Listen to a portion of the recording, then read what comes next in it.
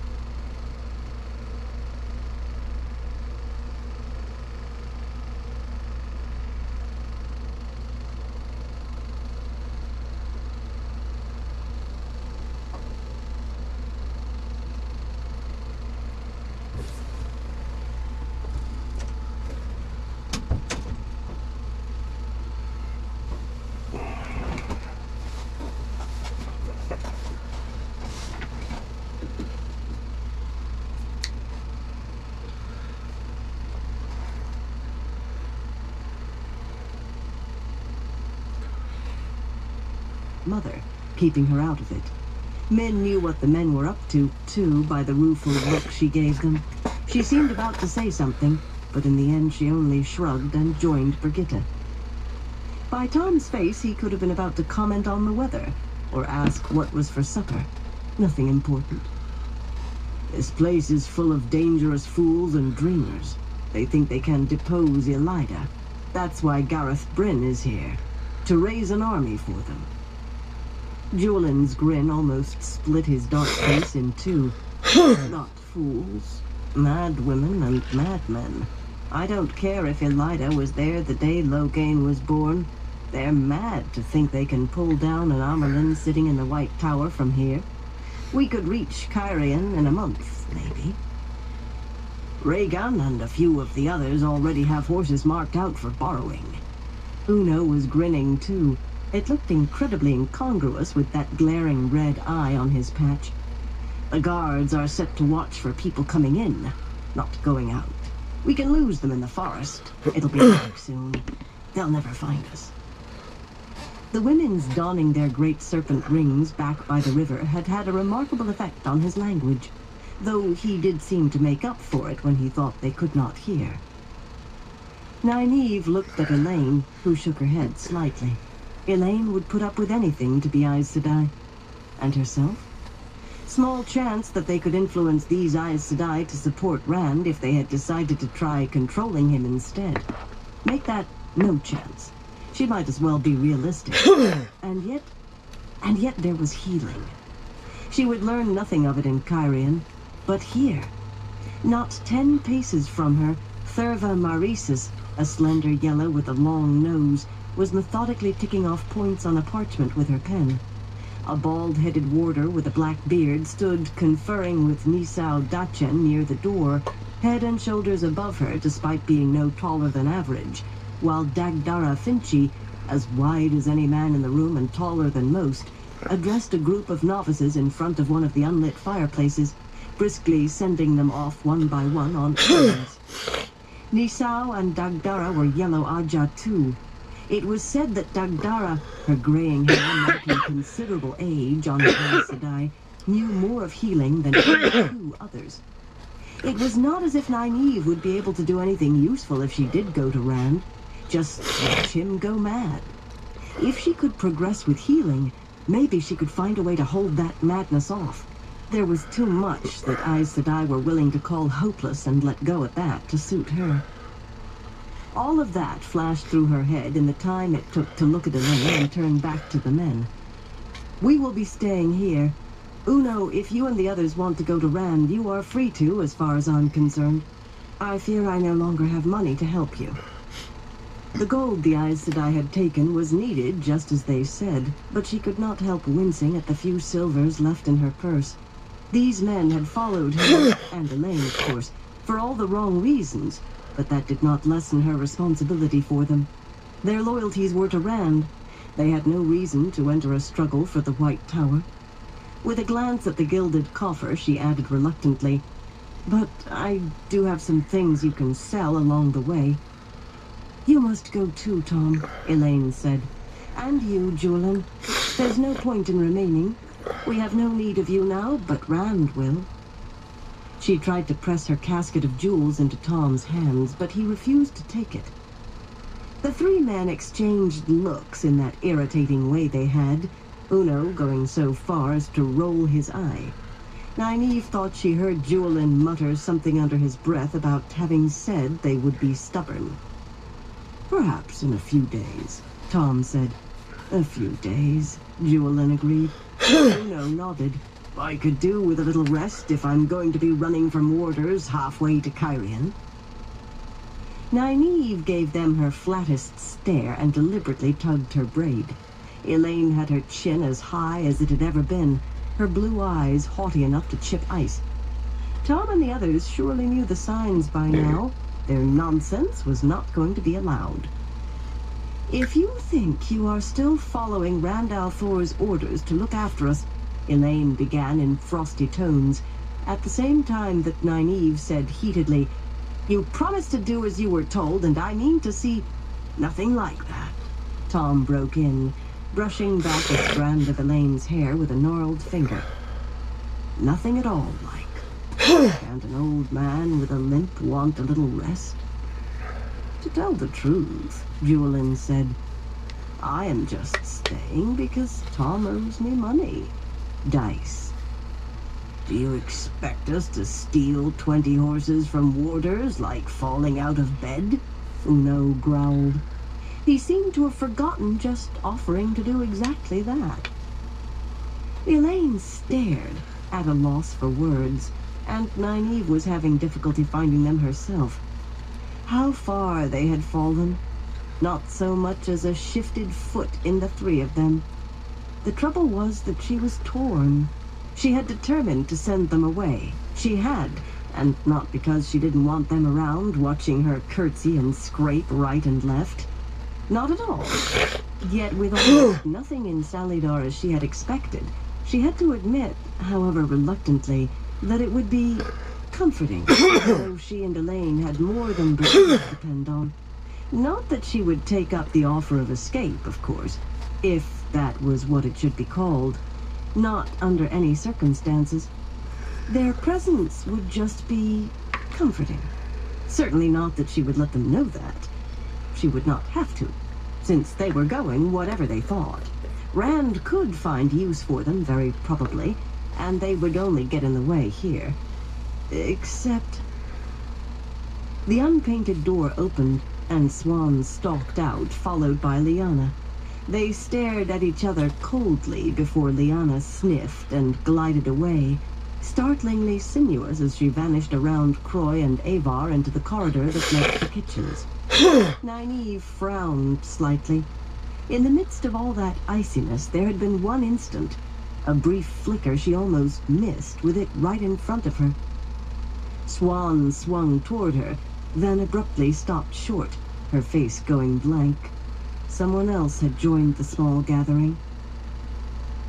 Gareth Bryn, dented breastplate buckled over his plain buff-colored coat and steel-backed gauntlets tucked behind his belt, at command.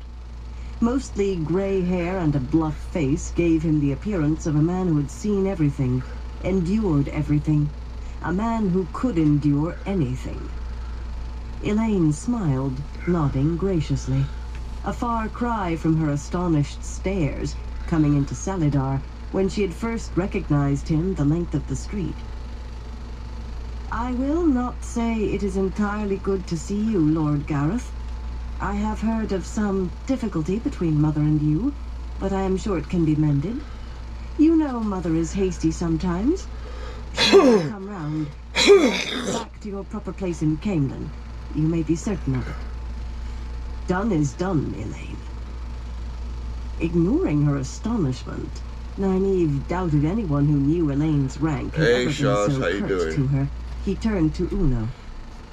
Have you thought on what I said? Shienarans are the finest heavy cavalry in the world, and I have lads who are just right for proper training. Uno frowned, his one eye sliding to Elaine and Nynaeve. Slowly he nodded. I've nothing better to do.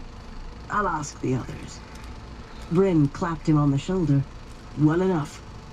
And you, Oh yeah, sure, Tom that's Merriman. good. Tom had half turned away at the other man's approach, knuckling his mustaches and staring at the floor as if to obscure his face. Now he met Bryn's level stare with one of his own. I once knew a fellow with a name much like yours, Bryn said. A skilled player of a certain game. I once knew a fellow who looked much like you, Tom replied. He tried hard to put me in chains. I think he'd have cut my head off if he ever laid hands on me. A long time ago, that would be. Men do strange things for women sometimes. Bryn glanced at Swan and shook his head. Will you join me for a game of stones, Master Merriman? I sometimes find myself wishing for a man who knows the game well, the way it's played in lofty circles. Tom's bushy white eyebrows drew down almost as far as Uno's had, but he never took his eyes from Bryn. I might play a game or two, he said finally, once I know the stakes. As long as you understand I don't intend to spend the rest of my life playing stones with you. I don't like staying too long in one place anymore. My feet itch sometimes. So long as they don't itch in the middle of a crucial game, Bryn told him dryly. The two of you come with me, and don't expect much sleep. Around here, everything needs doing yesterday except what should have been done last week. Pausing, he looked at Swan again. My shirts came back only half clean today. With that, he was leading Tom and Uno off. Swan glared at his back, then shifted her frown to Min, and Min grimaced and darted off the way Liana had gone. Nynaeve did not understand that last exchange at all, and the nerve of those men, thinking they could talk over her head, or under her nose, or whatever, without her understanding every word. Enough of them, anyway. A good thing he has no need for a thief-catcher, Jewelin said, eyeing Swan sideways and plainly uncomfortable. He had not gotten over the shock of learning her name. Nynaeve was not sure he had taken in about her being stilled and no longer the Amerlin seat. He certainly shifted his feet for her. This way I can sit and talk. I've seen a lot of fellows who look like they might unwind over a mug of ale. He practically ignored me, Elaine said incredulously. I don't care what the trouble is between him and Mother. He has no right... Well, I will tend to Lord Gareth Bryn later. I have to talk to Min, Nynaeve. Nynaeve started to follow as Elaine hurried toward that hall to the kitchens. Min would give straight answers, but Swan caught her arm in an iron grip. The Swan Sanche, who had meekly ducked her head before those Aes Sedai, was gone. No one here wore the shawl. Her voice never rose. It did not need to. She fixed Jewelin with a stare that had him almost jumping out of his skin. You watch what questions you ask, thief-catcher, or you'll gut yourself for market. Those cold blue eyes shifted to Brigitte and Marigan. Marigan's mouth twisted as if she tasted something bad, and even Brigitte blinked. You two, find an accepted named Theodrin and ask her about somewhere to sleep tonight. Those children look as if they should be in bed already. Well, move your feet. Before they had stirred a step, and Brigitte was moving as quickly as Marigan, maybe quicker, she rounded on Nynaeve. You, I have questions for. You were told to cooperate, and I suggest you do if you know what's good for you. It was like being caught in a high wind. Before Nynaeve knew it, Swan was hurrying her up rickety steps with a railing cobbled together from unpainted wood, hustling her down a rough-floored corridor to a tiny room with two cramped beds built into the wall, one above the other. Swan took the only stool, motioning her to sit on the lower bed. Nynaeve chose to stand, if only to show she was not going to be pushed. There was not much else in the room. A washstand with a brick propping up one leg held a chipped pitcher and basin. A few dresses hung from pegs, and what appeared to be a pallet lay rolled up in one corner. Nynaeve had fallen far in the space of a day, But Swan had fallen farther than she could imagine. She did not think she would have too much trouble with the woman, even if Swan did still have the same eyes. Swan sniffed. Suit yourself then, girl. The ring. It doesn't require channeling. No, you heard me tell Shiriam anyone can use it. A woman who can't channel, a man, possibly a man. ter'angreal that did not need the power usually worked for men or women. For any woman, yes. Then you are going to teach me to use it. Nynaeve raised one eyebrow. This might be a lever to get what she wanted. If not, she had another. Maybe. Do they know about this? All the talk was of showing them how it works. You were never mentioned. They don't know. Swan did not appear shaken at all. She even smiled, and not pleasantly. And they won't. Else they'll learn you and Elaine have been posing as full sisters since you left Tar Valon. Moiraine might be letting Egwene get away with it. If she hasn't tried it too, I don't know a bar knot from a running hitch. But Shiriam? Carlinia? They'll have you squealing like a spawning grunter before they're done. Long before. That's ridiculous. Nynaeve realized she was sitting on the edge of the bed. She did not remember sitting down. Tom and Juilin would hold their tongues. No one else knew. She had to talk to Elaine. We haven't pretended anything of the sort. Don't lie to me, girl. If I needed confirmation, your eyes gave it. Your stomach is turning somersaults, isn't it? It most certainly was. Of course not. If I teach you anything, it's because I want to. She was not going to let this woman bully her. The last vestige of pity winked out. If I do, I want something in return. To study you and Lyanna. I want to know if Stilling can be healed. It can't, Swan said flatly. Now, anything short of death should be. Should be isn't is, girl. Lyanna and I were promised we would be left alone. Speak to Faelain or Imara if you want to know what happens to anyone who molests us. They weren't the first or the worst, but they cried the longest. Her other lever, near panic, had driven it right out of her head, if it existed.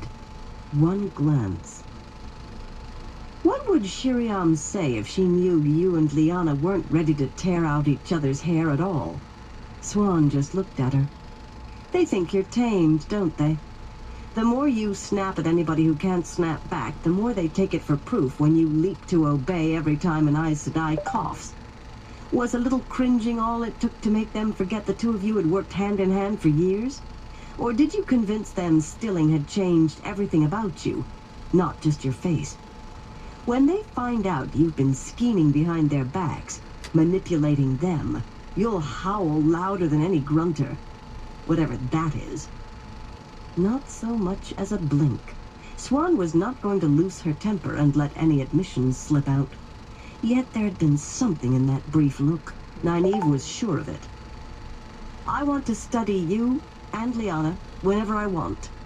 And Loghain. Perhaps she could learn something there as well. Men were different. It would be like looking at the problem from another angle. Not that she would heal him, even if she discovered how. Rand's channeling was necessary. She was not about to loose another man on the world who could wield the power. If not, then you can forget about the ring and Tel'aran'rhiod. Rhiod. What was Swan after there? Probably just to revisit something that at least seemed like being Aes Sedai. Nynaeve stamped firmly on momentarily rekindled pity. And if you make any claims about us pretending to be Aes Sedai, then I'll have no choice but to tell about you and Lyanna. Elaine and I might be uncomfortable until the truth comes out, but it will. And the truth will make you weep as long as Faelain and Imara together. Silence stretched. How did the other woman manage to look so cool? Nynaeve had always thought it had to do with being Aes Sedai. Her lips felt dry, the only part of her that did. If she was wrong, if Swan was willing to put it to the test, she knew who would be weeping. Finally, Swan muttered, I hope Moiraine has managed to keep Egwene's backbone more supple than this. Nynaeve did not understand, but she hardly had time to consider it. The next instant, the other woman was leaning forward, hand outstretched. You keep my secrets, and I will keep yours. Teach me the ring, and you can study stilling and gentling to your heart's content. Nynaeve barely managed to hold in a relieved sigh as she clasped the offered hand. She had done it.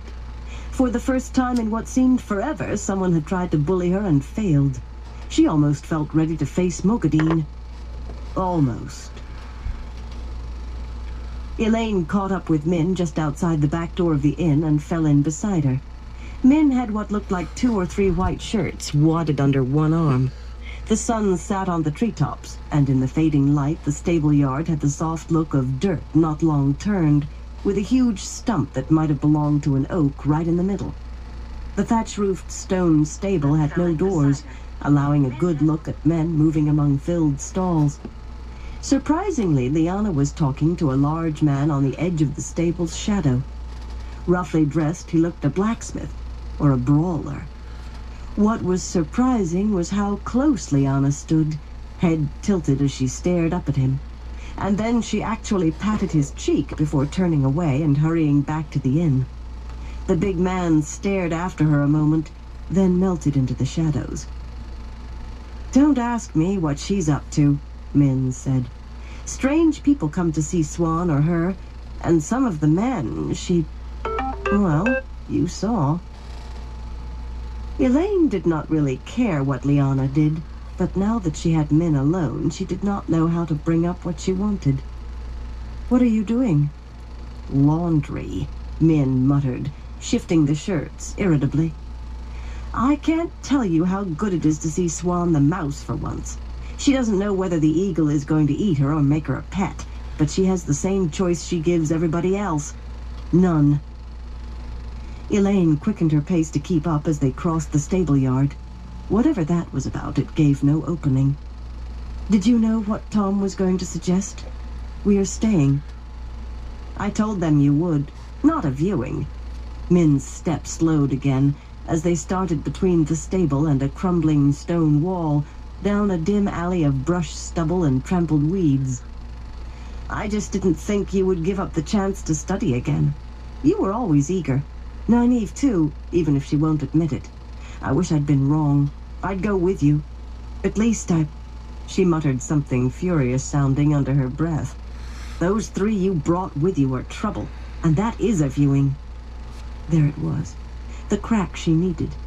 But instead of asking what she had intended, she said, You mean Marigan and Nicola and Irena? How can they be trouble? Only a fool passed over what Min saw. I don't know exactly. I only caught glimpses of Aura, and just out of the corner of my eye. Never when I was looking right at them, where I might have made something out. There aren't many who have auras all the time, you know. Trouble. Maybe they'll carry tales. Were you up to anything you wouldn't want the Aes Sedai to know about? Certainly not, Elaine said briskly. Min looked at her sideways, and she added, Well, nothing we didn't have to do. They can't possibly know about it anyway. This was not taking her where she wanted to go. Drawing a deep breath, she leaped off the cliff. Min, you had a viewing about Rand and me, didn't you? She went 2 steps before she realized the other woman had stopped. Yes.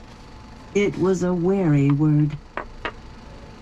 You saw that we were going to fall in love. Not exactly. I saw you'd fall in love with him. I don't know what he feels for you, only that he's tied to you some way. Elaine's mouth tightened. That was about what she had expected, but not what she wanted to hear. Wish and want trip the feet, but is makes the path smoother. That was what Lini said. You had to deal with what was, not what you wished was. And you saw there would be someone else. Someone I'd have to share him with. 2, Min said hoarsely. 2 others. And I'm one. Mouth already open for the next question. For a moment, Elaine could only stare. "You," she got out at last. Min bristled. "Yes, me. Do you think I can't fall in love? I didn't want to, but I did, and that's that." She stalked past Elaine down the alleyway, and this time Elaine was slower to catch up. It certainly explained a few things. How nervously Min had always sidestepped talking about it. The embroidery on her lapels. And unless she was imagining it, Min was wearing rouge, too. How do I feel about it? She wondered. She could not sort it out. "Who is the third?" she asked quietly. "I don't know," Min mumbled. "Only that she has a temper. Not naive, thank the light." She gave a weak laugh. "I don't think I could have survived that." Once more she gave Elaine a cautious, sidelong look. "What does this mean between you and me? I like you. I never had a sister, but sometimes I feel like you. I want to be your friend, Elaine, and I won't stop liking you, whatever happens, but I can't stop loving him." "I don't very much like the idea of having to share a man," Elaine said stiffly. That was certainly an understatement. "Me neither. Only, Elaine, it shames me to admit it, but I will take him any way I can get him. Not that either of us has much choice. Like he scrambled my whole life. Just thinking about him scrambles my brains." Hey, Fire, how you Min doing? sounded as if she did not know whether to laugh or cry. Elaine exhaled slowly. Not Min's fault. Was it better that it was Min rather than, say, Berelaine or somebody else she could not abide? "ta'veren," she said. "He bends the world around him. We are chips caught in a whirlpool. But I seem to recall you and me and Degwayne saying we'd never let a man come between us being friends. We will work it How out you somehow. doing, Fire? And when we find out who the third is, well, we'll work that out as well, somehow." A third? Could she be Berelaine? Oh, blood and ashes. "Somehow," Min said bleakly. "Meanwhile, you and I are caught here in a leg trap. I know there's another. I know I can't do anything about it, but I had enough trouble reconciling myself to you. And Kyrian women aren't all like Moiraine. I saw a Kyrian noblewoman in Baerlon once. On the surface, she made Moiraine look like Lyanna, but sometimes she said things, hinting. And her auras. I don't think a man in the whole town was safe alone with her. Not unless Hell he was yeah. ugly, lame, and better yet, dead." Elaine sniffed, but she managed to make her voice light. "Never you mind about that. We have another sister, you and I, one you've never met. Arienda is keeping a close eye on Rand, and he doesn't go 10 No, steps I'll without go. a guard of Aiel Maidens of the The Spear. boat, too. A Kyrian woman? At least she had met Berelaine, knew something of her. No, she was not going to fret over it like some brainless girl. A grown woman dealt with the world as it was and made the best of it. Who could it be? They had come out into an open yard dotted with cold ashes. Huge kettles, most pitted where rust had been scrubbed away, stood against the encircling stone wall, which had been toppled in several places by trees growing up in it. Despite the shadows crossing the yard, 2 steaming kettles still sat on flames, and 3 novices, hair sweat-soaked and white skirts tied up, were hard at work on scrub boards stuck into broad washpots full of soapy water. With a glance at the shirts under Min's arm, Elaine embraced Saidar. "Let me help you with those." Channeling to do assigned chores was forbidden. Physical labor built character, so they said. But this could not be counted the same. If she swirled the shirts around in the water violently enough, there should be no reason to get their hands wet. "Tell me everything. Are Swan and Lyanna as changed as they seem? How did you get here? Is Loghain really here? And why are you laundering some man's shirts? Everything." Min laughed, plainly pleased to change the subject. "Everything will take a week, but I'll try. First I helped Swan and Lyanna get out of the dungeon Elida had stuck them in, and then..." Making appropriate sounds of amazement, Elaine channeled air to lift one of the boiling kettles clear of its flames. She hardly noticed the novice's incredulous stares.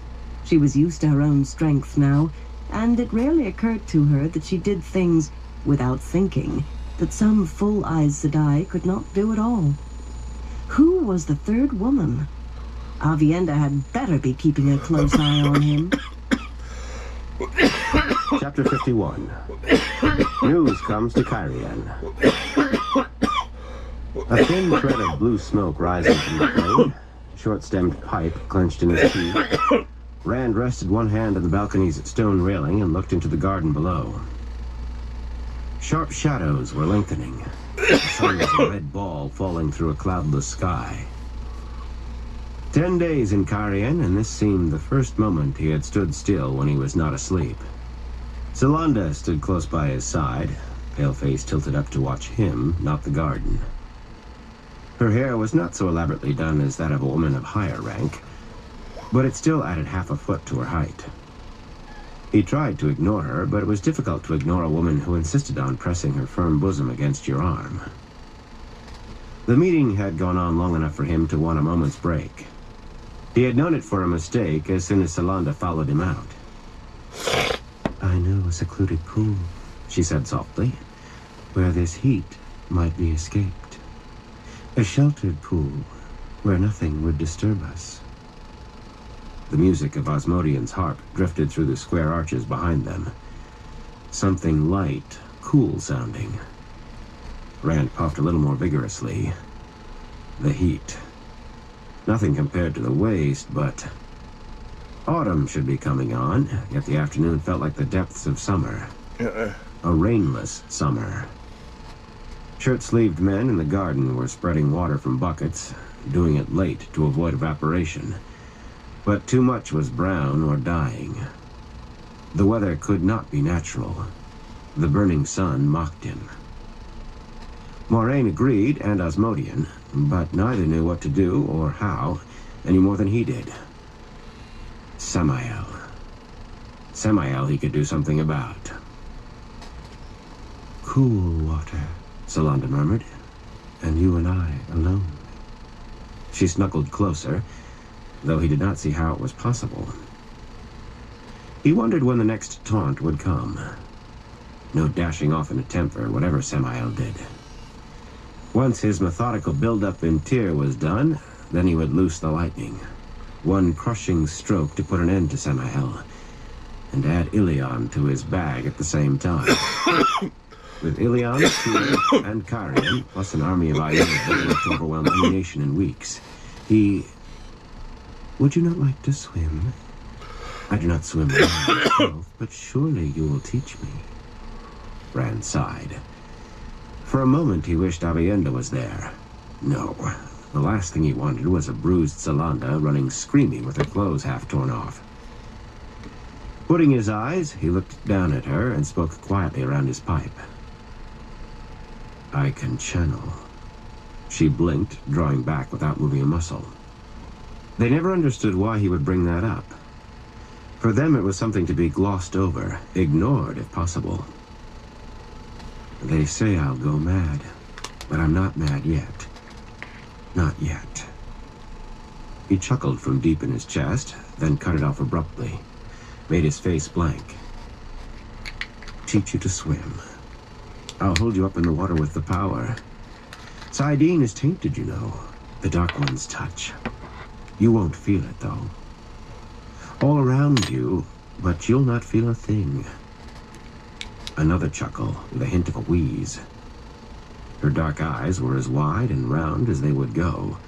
Her smile, a sickly rictus. "Later, then. I want to be alone. To think about..." He bent as if to kiss her, and with a squeak, she dropped a curtsy so sudden that at first he thought her legs had collapsed. Backing away, curtsying hurriedly at every other step, she babbled about the honor of serving him, her deepest wish to serve him, all in a voice on the brink of hysteria, until she bumped into one of the square arches. A final half-bend of her knees, and she darted inside. With a grimace, he turned back to the railing. Frightening women.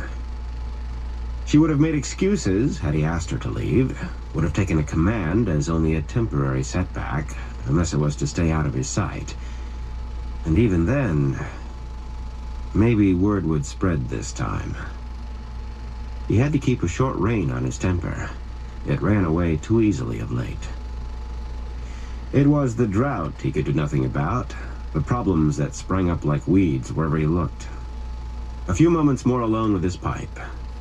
Who would rule a nation when he could have easier work, such as carrying water uphill in a sieve?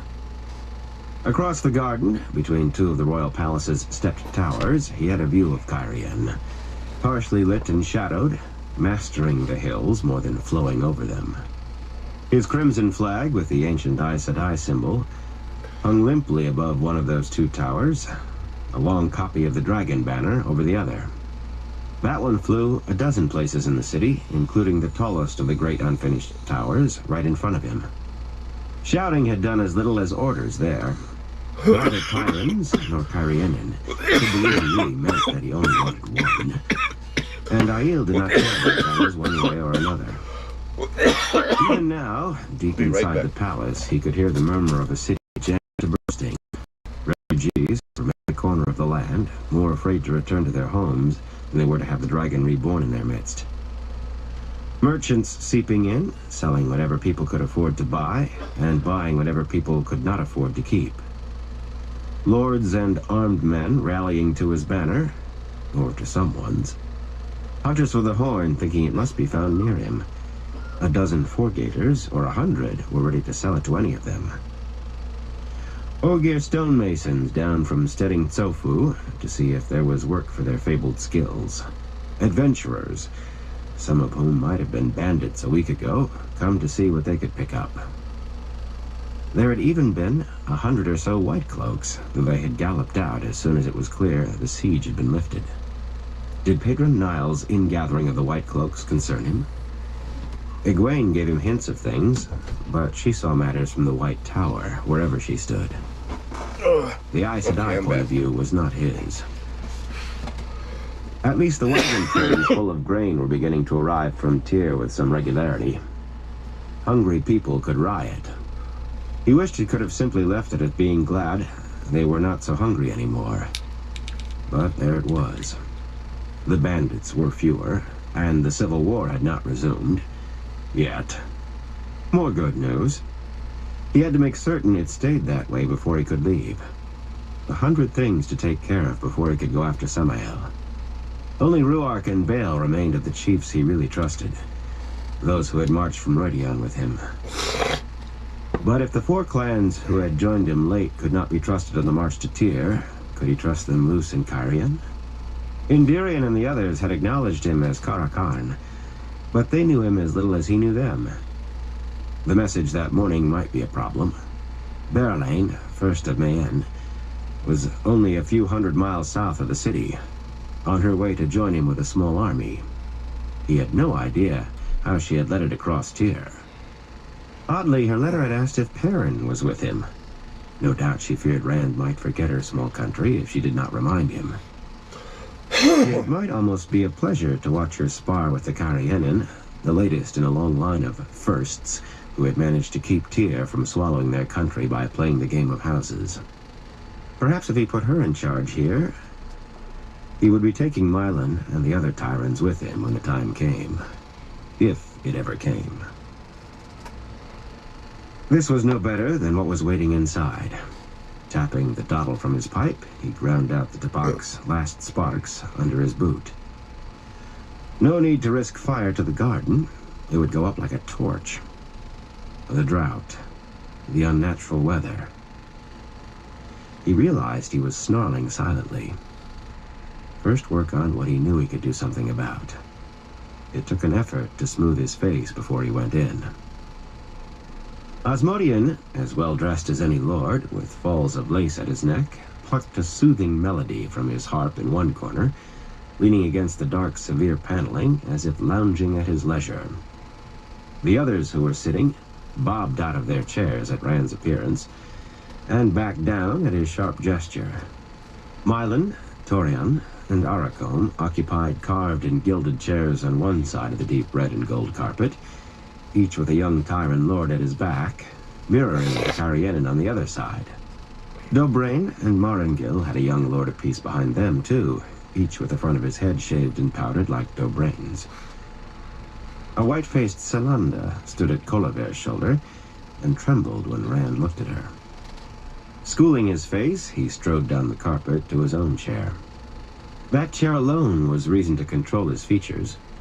It was a new gift from Colaver and the other two, in what they imagined was the Tyran style. He must like Tyran gaudiness. He ruled Tyr, had sent them here. Carved dragons held it up, all sparkling red and gold with enamel and gilt, and great sunstones for their golden eyes. 2 more made the arms, and others climbed the tall back. Countless craftsmen must have gone without sleep since his arrival to make the thing. He felt like a fool sitting on it. Osmodian's music had changed. It had a grand sound now, a triumphal march. And yet, there was an added wariness in those dark Carianan eyes watching him, a wariness reflected in the Tyrans. It had been there before he went outside, too. Perhaps in attempting to curry favor, they had made a mistake that was only now dawning on them. They had all tried to ignore who he was, pretend he was simply some young lord who had conquered them, who could be dealt with and manipulated. That chair, that throne, held up in front of them who and what he really was. Are the soldiers moving on schedule, Lord Dobrain? The harp faded away as soon as he opened his mouth, Osmodian apparently absorbed in preening it. The leathery man smiled grimly. They are, my Lord Dragon. No more than that. Rand had no illusions that Dobrain liked him more than any of the others did, or that he would not try to gain advantage where he could. But Dobrain actually seemed ready to hold to the oath he had sworn. The colorful slashes down the chest of his coat were worn from a breastplate, being buckled over them. Marangil shifted forward on his chair, whip slender and tall for a Carianan, white hair almost touching his shoulders. His forehead was not shaved, and his coat, stripes nearly to his knees, bore no visible wear. We need those men here, my Lord Dragon. Hawk's eyes blinked at the gilded throne, focused on Rand again. There are many bandits at large in the land yet. He shifted again, so he did not have to look at the Tyrans. Mylan and the other two were smiling faintly. I have set Aiel to hunting bandits, Rand said. They did have orders to sweep up any brigands in their path, and to not go out of their way to find them. Even Aiel could not do that and move quickly. I'm told that 3 days ago, stone dogs killed nearly 200 near Morel. That was near the southernmost line claimed by Carian in recent years, halfway to the river Irelel. No need to let this lot know that those Aiel might be as far as the river by now. They could cover long distances faster than horses. Marangil persisted, frowning uneasily. There is another reason. Half of our land, west of the Alguenia, is in the hands of Andor. He hesitated. They all knew Rand had grown up in Andor. A dozen rumors made him a son of one Andoran house or another, even a son of Morghese herself, either cast off because he could channel, or fled before he could be gentled. The slender man went on, as if tiptoeing barefoot and blindfolded among daggers. Morghese does not seem to be reaching for more as yet, but what she has already must be taken back. Her heralds have even proclaimed her right to the... He stopped abruptly. None of them knew who Rand meant the Sun Throne for. Maybe it was for Morghese. Colaver's dark gaze had Rand on balanced scales again. She had said little today. She would not until she learned why Salanda's face was so white. Suddenly Rand was tired of nobles balking, of all the maneuvering in Deus Daemar. Andoran claims to Cairhien will be taken care of when I am ready. Those soldiers will go to Tyr. You will follow the High Lord Mylan's good example of obedience, and I'll hear no more on it. He swung toward the Tyrans. Your example is a good one, Mylan, isn't it? And yours, Ericom? If I ride out tomorrow, I won't find 1,000 defenders of the stone camped 10 miles south who were supposed to be on their way back to Tyr 2 days ago, will I? Or 2,000 armsmen from Tyran houses? Those faint smiles faded with each word. Mylan became very still, dark eyes glittering, and Arakom's narrow face went pale. Whether from anger or fear, it was hard to say. Torian dabbed at his lumpy face with a silk handkerchief pulled from his sleeve. Rand ruled in Tyr and meant to rule. Kalimdor, driven into the heart of the stone, proved that. That was why they had not protested against his sending Cairhien soldiers to Tyr. They thought to carve new estates, perhaps kingdoms here, far from where he ruled. You will not, my Lord Dragon, Mylan said finally. Tomorrow I will ride with you, so you may see for yourself. Rand did not doubt it.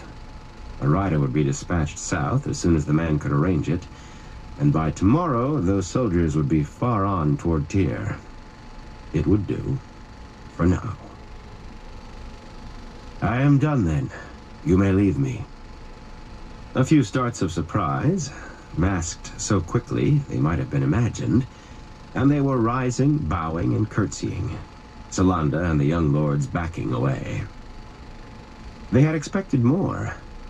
An audience with the Dragon Reborn was always long and tortuous, as they saw it, with him firmly bending them the way he meant them to go, whether it was declaring that no Tyran could claim lands in Cairhien without marrying into a Cairhienan house, or refusing to allow the expulsion of Fourgaters, or making laws apply to nobles that had never applied to any but commoners before. His eyes followed Solanda for a moment. She was not the first in the last 10 days, nor the 10th, or even the 20th. He had been tempted, at least at first. When he rejected Slender, Plump promptly replaced her. As Tall or Dark, for Cairhien anyway, replaced Short or Fair. A constant search for the woman who would please him. The maidens turned back those who tried to sneak into his quarters at night, firmly, but more gently than Avienda had handled the one she caught. Avienda apparently took Elaine's ownership of him with little short of deadly seriousness. Yet her Aiel sense of humor seemed to find tormenting him very satisfying. He had seen the satisfaction on her face when he groaned and hid his face as she started undressing for the night. Thus, he could have resented her deadly seriousness if he had not quickly understood what was behind that string of pretty young women. My Lady Colliver. She stopped as soon as he spoke her name, cool-eyed and calm beneath her ornate tower of dark curls. Solanda had no choice but to remain with her, though she was plainly as reluctant to stay as the others were to go. Mylan and Marangil bowed themselves out last, so intent on Colliver, and trying to puzzle out why she had been called to stay that they did not realize they were side by side. Their eyes were a perfect match, dark and predatory. The dark-paneled door closed. Solanda is a very pretty young woman, Rand said. But some prefer the company of a more mature, more knowledgeable woman. You will sup alone with me tonight, when second even is rung. I look forward to the pleasure. He waved her away before she could say anything, if she could have. Her face did not change, but her curtsy was a trifle unsteady. Solanda looked purely amazed, and infinitely relieved. Once the door had closed again, behind the two women, Rand threw back his head and laughed. A harsh, sardonic laugh. He was tired of the game of houses, so he played it without thinking. He was disgusted with himself for frightening one woman, so he frightened another. It was reason enough to laugh. Colaver stood behind that line of young women who had been flinging themselves at him. Find a bed partner for the Lord Dragon, a young woman whose string she pulled, and Colaver would have a string tied firmly to Rand. But it was some other woman she meant to bed and perhaps even marry the Dragon Reborn. Now she would sweat all the hours until second even. She had to know she was pretty, if short of beautiful. And if he rebuffed all the young women she sent, perhaps it was because he wanted one with another 15 or so years. And she would be certain she did not dare say no to the man who held Cairhien in his fist. By tonight, she should be amenable, should stop this idiocy. Aviendha would very likely slit the throat of any woman she found in his bed. Besides, he had no time for all these easily frightened doves thinking to sacrifice themselves for Cairhien and Colaver. There were too many problems to deal with, and no time. Light, what if Colaver decides it's worth the sacrifice? She might. She was easily cold-blooded enough. Then I'll have to see that it's cold with fear. It would not be difficult. He could sense saidin like something just beyond the edge of sight. He could feel the taint on it. Sometimes he thought that what he felt was the taint in him now, the dregs left by saidin. He found that he was glaring at Asmodean. The man seemed to be studying him, face expressionless. The music resumed again, like water babbling over stones, soothing. So he needed soothing, did he? The door opened without a knock, admitting Moraine, Egwene, and Aviendha together. The younger women's Aiel garb framing the Aes Sedai's pale blue. For anyone else, even Ruark or another chief still near the city, or yet another delegation of wise ones, a maiden would have entered to announce them. These three the maiden sent on in, even if he was taking a bath. Egwene glanced at Neteo and grimaced, and the tune became lower, and for a moment intricate, perhaps a dance, before settling to what might have been the sighing of breezes. The man wore a twisted smile directed at his harp. I'm surprised to see you, Egwene, Rand said. He swung his leg over the arm of the chair. What is it? 6 days you've been avoiding me? Have you brought me more good news? Has Masema sacked Amador in my name? Or have these Aes Sedai you say support me turned out to be Black Ajah? You notice I don't ask who they are or where. Not even how you know. I don't ask you to divulge Aes Sedai secrets or Wise One's secrets, or whatever they are. Just give me the driblets you're willing to dole out, and let me worry whether what you don't care to tell me will stab me in the night. She looked at him calmly. You know what you need to know, and I will not tell you what you do not need to know. That was what she had said 6 days ago. She was as much Aes Sedai as Moraine, for all one wore Aiel garb and the other pale blue silk. There was nothing calm about Aviendha. She moved to stand shoulder to shoulder with Egwene, green eyes flashing, back so straight it might have been iron. He was half surprised Moraine did not join them, so they could all three glare at him. Her vow of obedience left a startling amount of room, it seemed, and the three seemed to have become close since his argument with Egwene. Not that it had been much of an argument. You could not argue very well with a woman who watched with cool eyes, never raised her voice, and after one refusal to answer, declined even to acknowledge your question again. What do you want? He said. These came for you in the last hour, Moraine said, extending 2 folded letters. Her voice seemed to fit Asmodean's chime-like tune. Rand rose to take them suspiciously. If they're for me, how did they come into your hands? One was addressed to Rand al'Thor in an exact angular hand. The other to the Lord Dragon Reborn in script flowing, yet no less precise. The seals were unbroken. A second look made him blink. The 2 seals seemed to be the same red wax, and one bore the impression of the flame of Tar Valon, the other a tower overlaid on what he recognized as the island of Tar Valon. Perhaps because of where they came from, Moraine replied. And from whom? It was no explanation, but it was as much as he would get unless he demanded more. Even then, he would have to prod her through every step. She kept her vow, but in her own way. There are no poison needles in the seals, and no traps woven. He paused with his thumb against the flame of Tar Valon. He had not thought of either, then broke it. Another flame in red wax stood beside the signature, Elaida do Abrini Aroyhan, in a hasty scrawl above her titles. The rest was in the angular hand. There can be no denial that you are the one prophesied, yet many will try to destroy you for what else you are. For the sake of the world, this cannot be allowed. 2 nations have bent knee to you, and the savage Aiel as well. But the power of thrones is as dust beside the one power.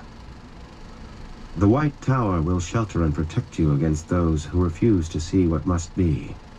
The White Tower will see that you live to see Tarmangaden. None else can do this. An escort of Aes Sedai will come to bring you to Tar Valon with the honor and respect you deserve. Hey, Rug. This I pledge to you. She doesn't even ask, he said wryly. He remembered Elaida well from having met her only once. A woman hard enough to make Moraine seem a kitten. The honor and respect he deserved. He would wager that the escort of Aes Sedai just happened to number 13. Passing Elaida's letter back to Moraine, he opened the other.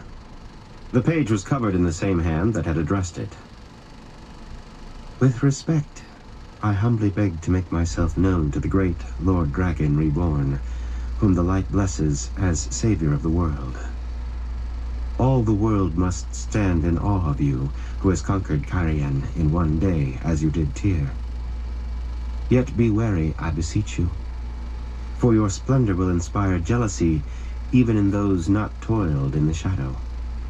Even here in the White Tower are the blind who cannot see your true radiance, which will illumine us all. Yet know that some rejoice in your coming, and will delight to serve your glory. We are not those who would steal your luster for ourselves, but rather those who would kneel to bask in your brilliance. You shall save the world, according to the prophecies, and the world shall be yours. To my shame, I must beg you to let no one see these words, and to destroy them when once read. I stand naked of your protection, among some who would usurp your power, and I cannot know who around you is as faithful as I. I am told that Moraine Damodred may be with you. She may serve you devotedly, obeying your words as law, as I will.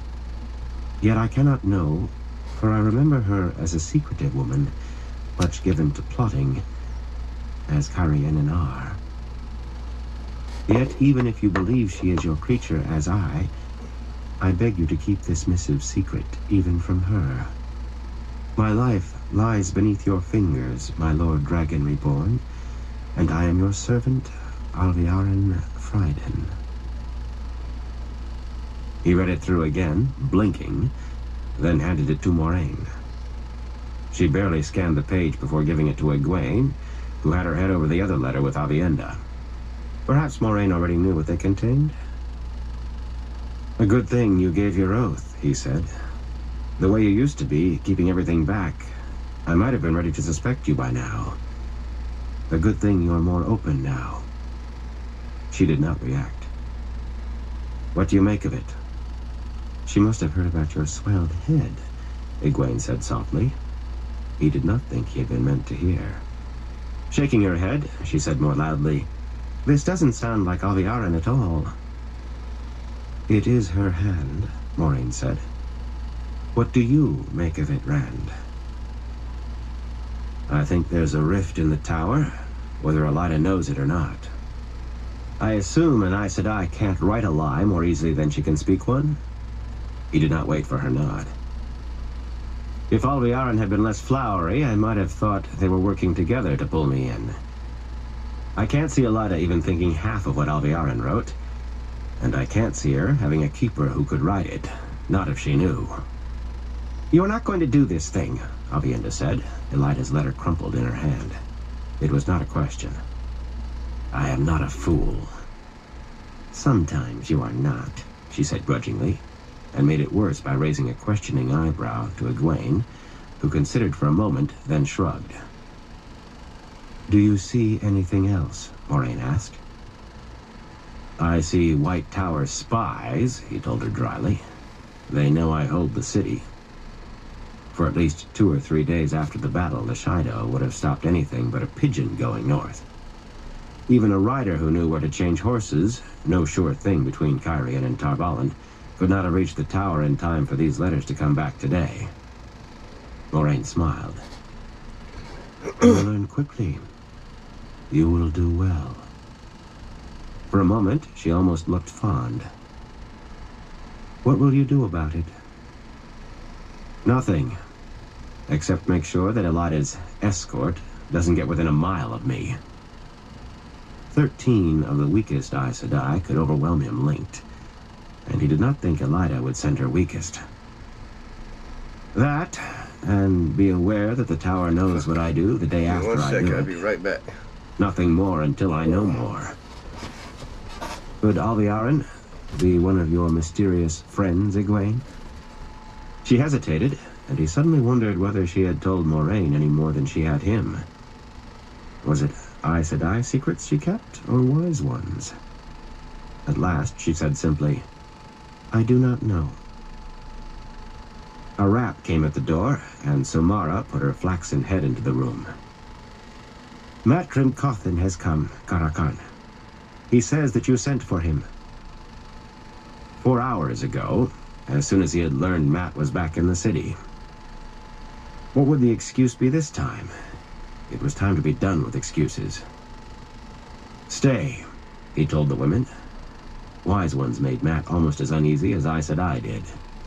These 3 would put him off balance. He did not give a second thought to using them. He was going to use Mat, too. "Send him in, Samara." Mat strolled into the room, grinning as if it was a common room. His green coat hung open, and his shirt was half unlaced, exposing the silver fox head dangling on his sweaty chest. But the dark silk scarf was draped around his neck to hide his hanging scar in spite of the heat. "Sorry I took too long. There were some Cairhienin who thought they knew how to play cards." "Doesn't he know anything livelier?" he asked, jerking his head toward Osmodian.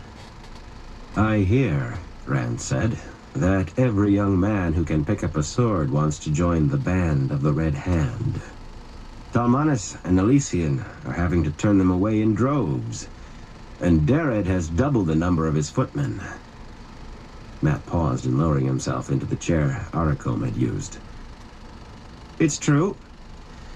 A fine lot of young fellows wanting to be heroes." "The band of the Red Hand," Moraine murmured. "Shen-an Kalhar. A legendary group of heroes indeed, though the men in it must have changed many times in a war that lasted well over 300 years. It is said that they were the last to fall to the Trollocs, guarding Aemon himself when Manetheren died. Legend says a spring rose where they fell, to mark their passing. But I rather think the spring was already there." "I wouldn't know about that." Mat touched the foxhead medallion, and his voice picked up strength. "Some fool got the name from somewhere, and they all started using it." Moraine glanced at the medallion dismissively. The small blue stone hanging on her forehead seemed to catch the light and glow, though the angles were wrong. "You are very brave, it seems, Mat." It was flatly said, and the silence that followed stiffened his face. "Very brave," she said finally. "To lead Shen-an Kalhar across the Alguenia and south against the Anderins. Even braver than that, for there are rumors that you went alone to scout the way, and Talmanis and Elysian had to ride hard to catch up to you." Egwene sniffed loudly in the background. "Hardly wise for a young lord leading his men." Matt's lip curled. I'm no lord. I've more respect for myself than that. But very brave, Moraine said, as if he had not spoken. Andoran supply wagons burned, outposts destroyed, and 3 battles. 3 battles and 3 victories, with small loss to your own men, though outnumbered. As she fingered a rip in the shoulder of his coat, he sank back as far as the chair would allow. Are you drawn to the thick of battles, or are they drawn to you? I'm almost surprised you came back. To hear the stories, you might have driven the Andorans back across the Aranin had you stayed. Do you think this is funny? Matt snarled. If you have something to say, say it. You can play the cat all you want, but I'm no mouse. For an instant, his eyes flickered toward Egwene and Avienda, watching with folded arms, and he fingered the silver fox head again. He had to be wondering. It had stopped one woman's channeling from touching him. Would it stop 3? Rand only watched. Watched his friend being softened for what he meant to do to him. Is there anything left to me but necessity? It was a quick thought, there and gone. He would do what he must. The Aes Sedai's voice gained a rhyme of crystal frost as she spoke, almost in an echo. We all do as we must, as the pattern decrees. For some, there is less freedom than for others. It does not matter whether we choose or are chosen. What must be, must be. Matt did not look softened at all.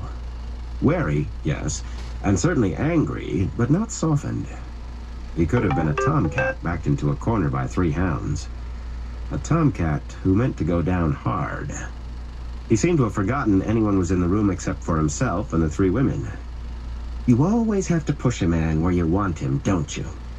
Kick him there if he won't go led by the nose. Blood and bloody ashes. Don't glare at me, Egwene. I'll speak the way I want. Burn me. All it needs is for Nynaeve to be here, yanking her braid out of her head, and Elaine staring down her nose. Well, I'm glad she isn't to hear the news. But even if you had Nynaeve, I'd not be shoved. What news? Rand said sharply. News Elaine shouldn't hear? Matt looked up at Moraine. You mean there's something you haven't ferreted out? What news, Matt? Rand demanded. Morghese is dead. Egwene gasped, clasping both hands to her mouth below eyes like huge circles. Moraine whispered something that might have been a prayer. Asmodean's fingers never faltered on the harp. Rand felt as if his belly had been ripped out. Elaine, forgive me. And a faint echo altered. Ilyena, forgive me. Are you certain? As certain as I can be without seeing the body. It seems Gaebril has been named King of Andor. And Cairhien too, for that matter. Supposedly, Morghese did it. Something about the times needing a strong man's hand or some such.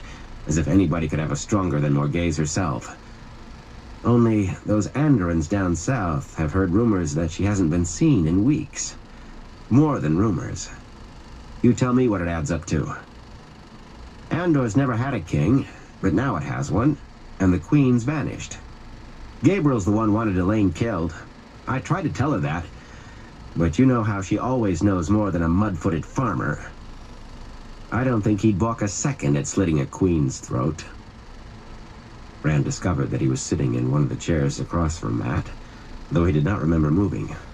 Avienda laid a hand on his shoulder. Concern tightened her eyes. I'm all right, he said roughly. There's no need to send for Samara. Her face reddened, but he hardly noticed.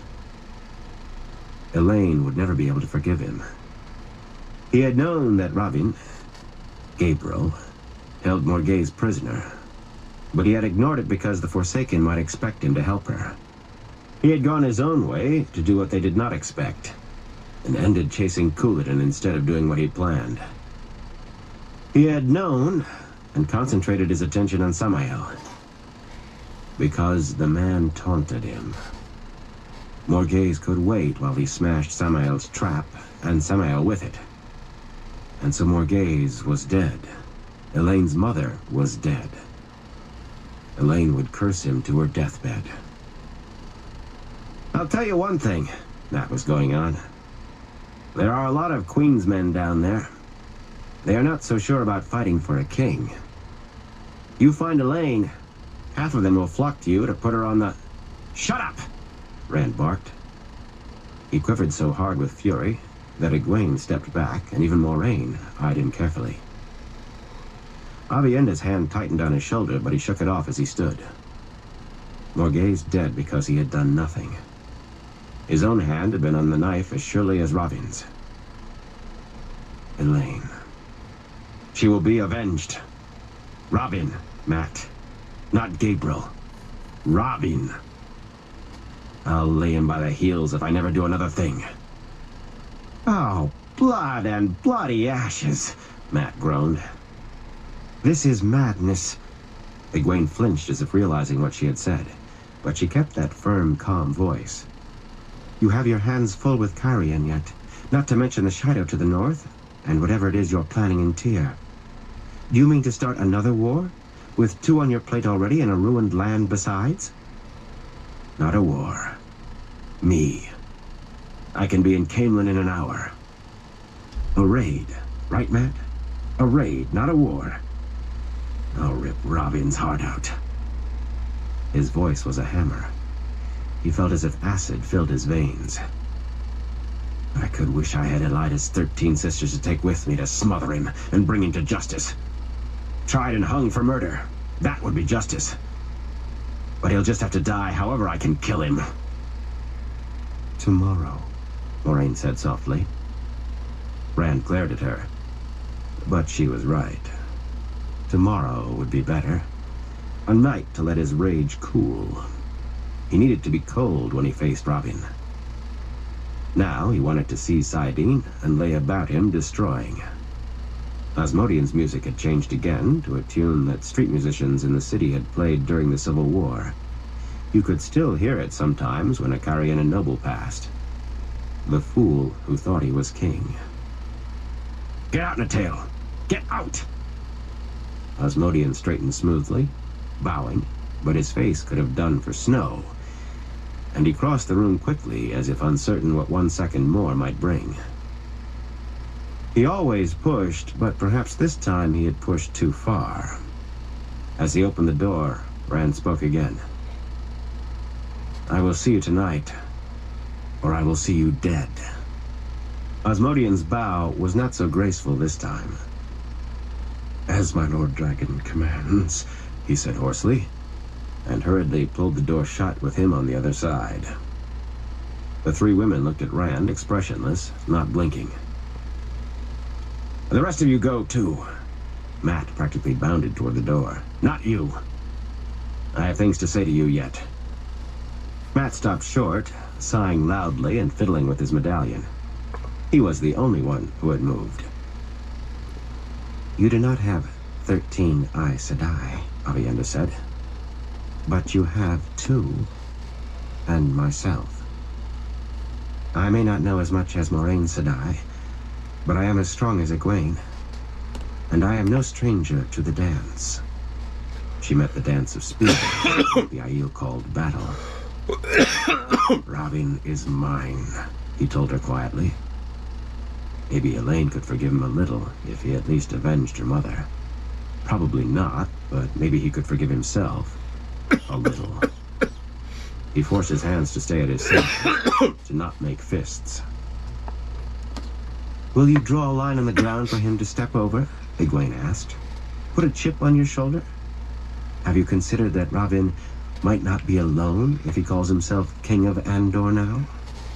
Much good it will do when you appear if one of his guards puts an arrow through your heart." He could remember wishing she would not shout at him, but it had been so much easier then. "Do you think I meant to go alone?" He had. He had never thought of anyone to guard his back, though he could hear a small whisper. "He likes to come from behind or at your flanks." He could hardly think clearly at all. His anger seemed to have a life of its own, stoking the fires that kept it boiling. But not you. This is dangerous. Moraine can come if she wishes. Egwene and Aviendha did not look at one another before stepping forward, but they moved as one, not stopping until they were so close even Aviendha had to tilt her head back to look up at him. Moraine can come if she wishes, Egwene said. If her voice was smooth ice, Aviendha's was molten stone. But it is too dangerous for us. Have you become my father? Is your name Bran al'Vere? If you have 3 spears, do you put 2 aside because they are newer made? I do not want to risk you, he said stiffly. Egwene arched her eyebrows. Oh, that was all. I am not gashing to you. Aviendha bared her teeth. You will never choose what risks I take, Rand al'Thor. Never. Know it now. He could... what? Wrap them in sardine and leave them? He still could not shield them. So they might well snare him in return. A fine mess, all because they wanted to be stubborn. You have thought of guards, Moraine said. But what if who is with Ravin is Cimerag, or Grendel, or Lanfear? These 2 might overwhelm one such. But could you face her and Ravin together alone? There had been something in her voice when she said Lanfear's name. Was she afraid that if Lanfear was there, he might finally join her? What would he do if she was there? What could he do? They can come, he said through clenched teeth. Now will you go? As you command, Moraine said. But they were in no hurry about it. Aviendha and Egwene took ostentatious care in rearranging their shawls before they started for the door. Lords and ladies might dart at his word, but never them. You did not try to talk me out of it, he said abruptly. He meant it for Moraine, but Egwene spoke first, though to Aviendha, and with a smile. Stopping a man from what he wants to do is like taking a sweet from a child. Sometimes you have to do it, but sometimes it just isn't worth the trouble. Aviendha nodded. The wheel weaves as the wheel wills, was Moraine's reply. She stood in the doorway looking more Aes Sedai than he ever remembered her, ageless, with dark eyes that seemed ready to swallow him. Slight and slender, yet so regal, she could have commanded a roomful of queens if she could not channel a spark.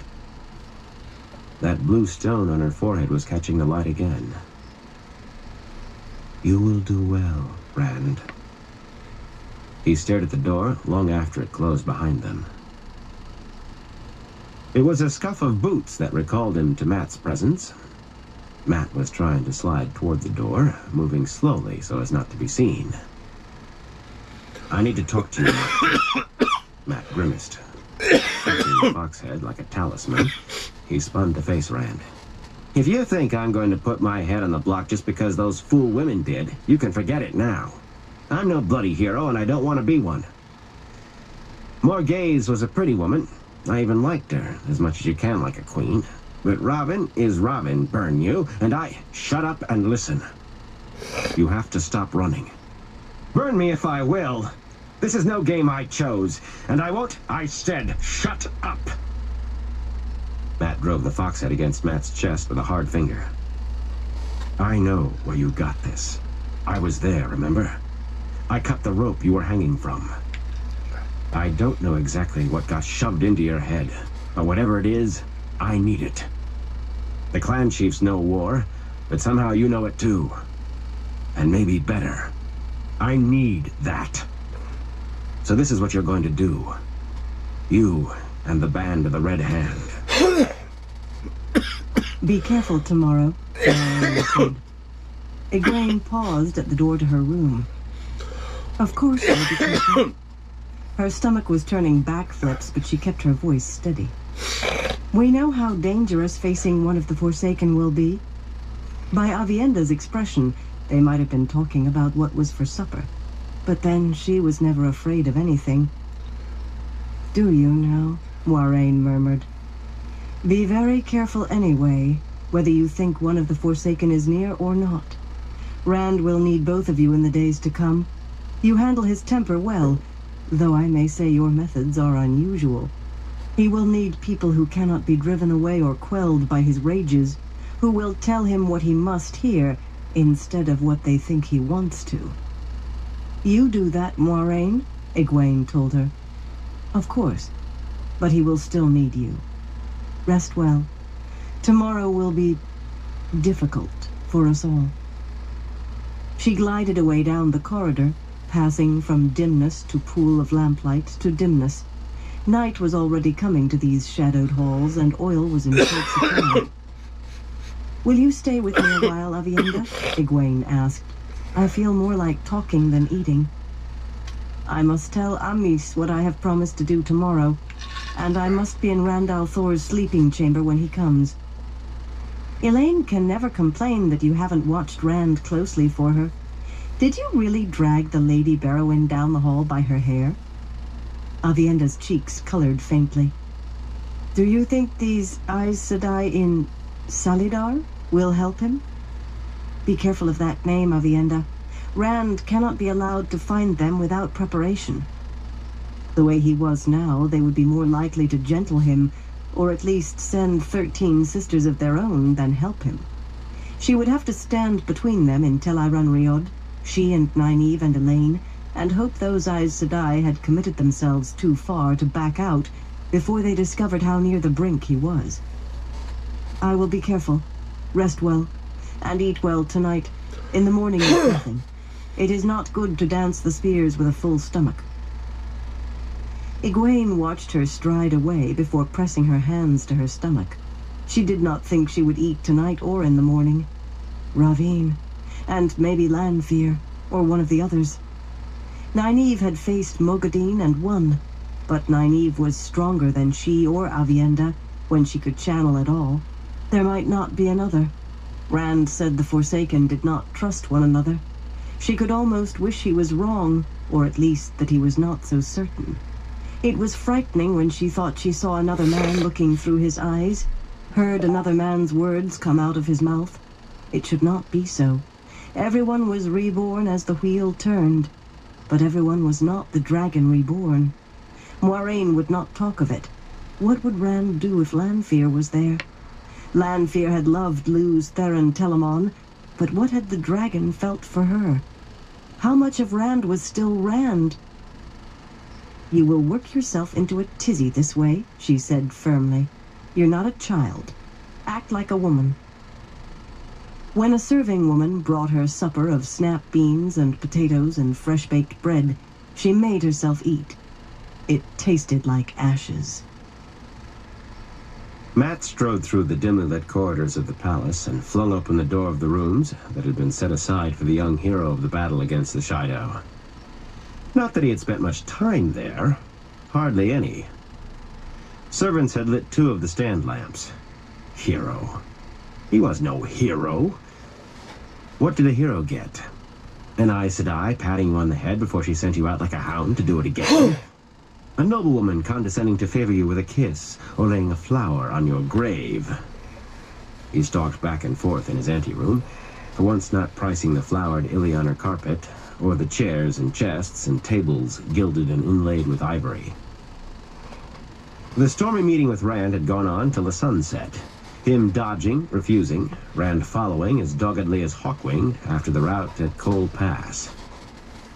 What was he to do? If he rode out again, Talmanis and Elysion would surely follow with as many men as they could put in the saddle, expecting him to find another battle. And he probably would. That was what really put a chill on it. Much as he hated to admit it, the Aes Sedai was right. He was drawn to battle, or it to him. Nobody could have tried harder to avoid one on the other side of the Alguenia. Even Talmanis had commented on it. Until the second time his careful creeping away from one lot of Andorans took them where there was no choice but to fight another. And every time he could feel the dice rolling in his head. It was almost like a warning that a fight was just over the next hill now. There was always a ship, or might be, down at the docks beside the grain barges. Hard to find yourself in a battle on a ship in the middle of a river, except the Andorans held one bank of the Alguenya for half its length or more below the city. The way his luck was running, the ship would run aground in the west bank with half the Andoran army camped there. That left doing what Rand wanted. He could just see it. Good morrow, High Lord Wyraman, and all you other High Lords and ladies. I'm a gambler, a farm boy, and I'm here to take command of your bloody army. The bloody Lord Dragon Reborn will be with us as soon as he flaming takes care of one bloody little matter. Snatching his black-hafted spear from the corner, he hurled it the length of the room. It struck a wall hanging, a hunting scene, and the stone wall behind, with a loud clang, then dropped to the floor, leaving the hunters neatly sliced in two. Swearing, he hurried to pick it up. The 2-foot sword blade was not chipped or marred. Of course not. Aes Sedai work. He fingered the ravens on the blade. Will I ever be free of Aes Sedai work? What was that? Melindra asked from the door. He eyed her as he propped the spear against the wall, and for a change, it was not spun gold hair or clear blue eyes or a firm body that he thought of. It seemed that every Aiel went to the river sooner or later to stare silently at so much water in one place. But Melindra went every day, just about. Has Kadir found ships yet? Kadir would not be going to Tar Valon on grain barges. The peddlers' wagons are still there. I do not know about ships. She pronounced the unfamiliar word awkwardly. Why do you wish to know? I'm going away for a while. For Rand, he added hastily.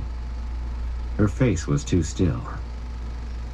I'd take you with me if I could, but you wouldn't want to leave the maidens. A ship or his own horse?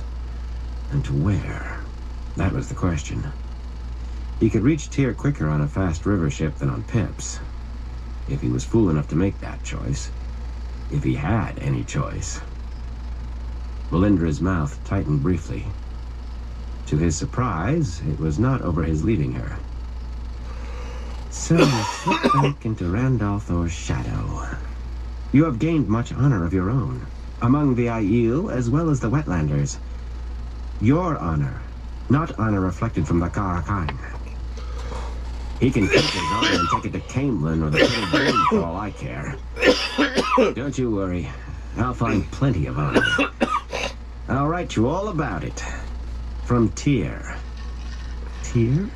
You would never escape Rand or Aes Sedai if you made that choice. He is going to Caemlyn? Rat suppressed a wince.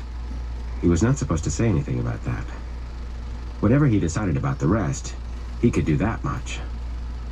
It's just a name pulled from my pocket. Because of the Andorans down south, I suppose. I wouldn't know where he's... He had no warning. One instant, she was just standing there. The next, her foot was in his middle, driving out breath, doubling him over. Eyes bulging, he fought to keep his feet, to straighten, to think. Why? She spun like a dancer, backwards, and her other foot against the side of his head drove him staggering. Without a pause, she leaped straight up, kicking out, her soft boot sole taking him hard flush in the face. When his eyes cleared enough to see, he was on his back, halfway across the room from her. He could feel blood on his face. His head seemed stuffed with wool, and the room seemed to rock. That was when he saw her take a knife from her pouch, slim blade not much longer than her hand, gleaming in the lamplight. Winding the shufar around her head in a quick motion, she raised the black veil across her face. Groggily, he moved by instinct without thinking. The blade came out of his sleeve, left his hand as if floating through jelly. Only then did he realize what he had done and stretch out desperately, trying to snatch it back. The hilt bloomed between her breasts. She sagged to her knees. I'll be right back, everyone. Matt pushed himself up, wavering on hands and knees. He could not have stood if his life hung on it.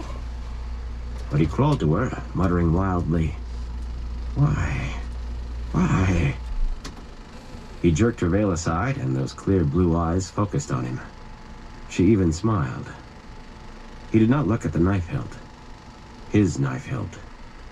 He knew where the heart was in a body. "Why, Melindra?" "I always liked your pretty eyes," she breathed, so faint he had to strain to hear. "Why?" "Some oaths are more important than others, Matt Cawthon." The slim-bladed knife came up swiftly, all her remaining strength behind it, the point driving the dangling fox head against his chest. The silver medallion should not have stopped a blade, but the angle was just that much wrong. And some hidden flaw in the steel snapped the blade off right at the hilt, just as he caught her hand. "You have the Great Lord's own luck." "Why?" he demanded. "Burn you, why?" He knew there would be no answer. Her mouth remained open, as though she might say something more, but her eyes were already beginning to glaze. He started to pull the veil back up, to cover her face and staring eyes, then let his hand fall. He had killed men and Trollocs, but never a woman. Never a woman until now. Women were glad when he came into their lives. It was not boasting. Women smiled for him. Even when he left them, they smiled as if they would welcome him back. That was all he ever really wanted from women. A smile, a dance, a kiss, and to be remembered fondly. He realized his thoughts were babbling. Jerking the bladeless hilt from Melindra's hand, it was gold-mounted jade inlaid with golden bees. He hurled it into the marble fireplace, hoping it shattered. He wanted to cry, to howl. "I don't kill women. I kiss them. I don't..." He had to think clearly. Why? Not because he was leaving, surely. She had hardly reacted to that. Besides, she thought he was chasing off after honor. She'd always approved of that. Something she had said tugged at him, and then came back with a chill. The Great Lord's own luck. He had heard it differently many times. The Dark One's own luck. A dark friend. A question or certainty? He wished the thought made what he had done easier in his mind. He was going to carry her face to his grave. Tear. He had as much as told her he was going to tear. The dagger. Golden bees in jade. He would wager there were 9 without looking. 9 golden bees on a field of green. The sign of Ilion, where Samael ruled. Could Samael be afraid of him? Could Samael even know? It was only a few hours since Rand had asked Matt, told him, and he was not sure himself what he was going to do. Maybe Samael would not take the chance? Right. One of the Forsaken, afraid of a gambler, however stuffed with other men's battle knowledge his head might be. That was ridiculous. It all came down to this. He could believe that Melindra had not been a dark friend, that she had decided to kill him on a whim, that there was no connection between a jade hilt inlaid with golden bees and his maybe going to Tyr to lead an army against Ilion. He could, if he was a bull-goose fool. Better to err toward caution, he always said. Yeah, One of the Forsaken had noticed him. He certainly was not standing in Rand's shadow now. Sliding across the floor, he sat with his chin on his knees and his back against the door, staring at Melindra's face, trying to decide what to do. When a servant knocked with his supper, he shouted for her to go away. Food was the last thing he wanted. What was he going to do? He wished he did not feel the dice spinning in his head. Chapter 52. Choices. Laying down his razor, Rand wiped the last flecks of lather from his face and began doing up his shirt laces. Early morning sunlight streamed through the square arches leading to his bedchamber balcony. The heavy winter curtains had been hung, but tied back to let in a breath of air. He would be presentable when he killed Ravin. The thought loosed a bubble of rage floating up out of his belly. He forced it back down. He would be presentable and calm. Cold. No mistakes. When he turned from the gilt-framed mirror, Avienda was sitting on her rolled-up pallet against the wall, beneath a hanging portraying impossibly high gold towers. He had offered to have another bed put in the room, but she claimed mattresses were too soft for sleeping. She was watching him intently, her shift forgotten in one hand. He had been careful about not looking around from his shaving to give her time to dress, but aside from her white stockings, she wore not a stitch. "I would not shame you in front of other men," she said abruptly. "Shame me? What do you mean?" She stood in one smooth motion, surprisingly pale where the sun had not touched her, slender and hard-muscled, yet with roundnesses and softnesses that haunted his dreams.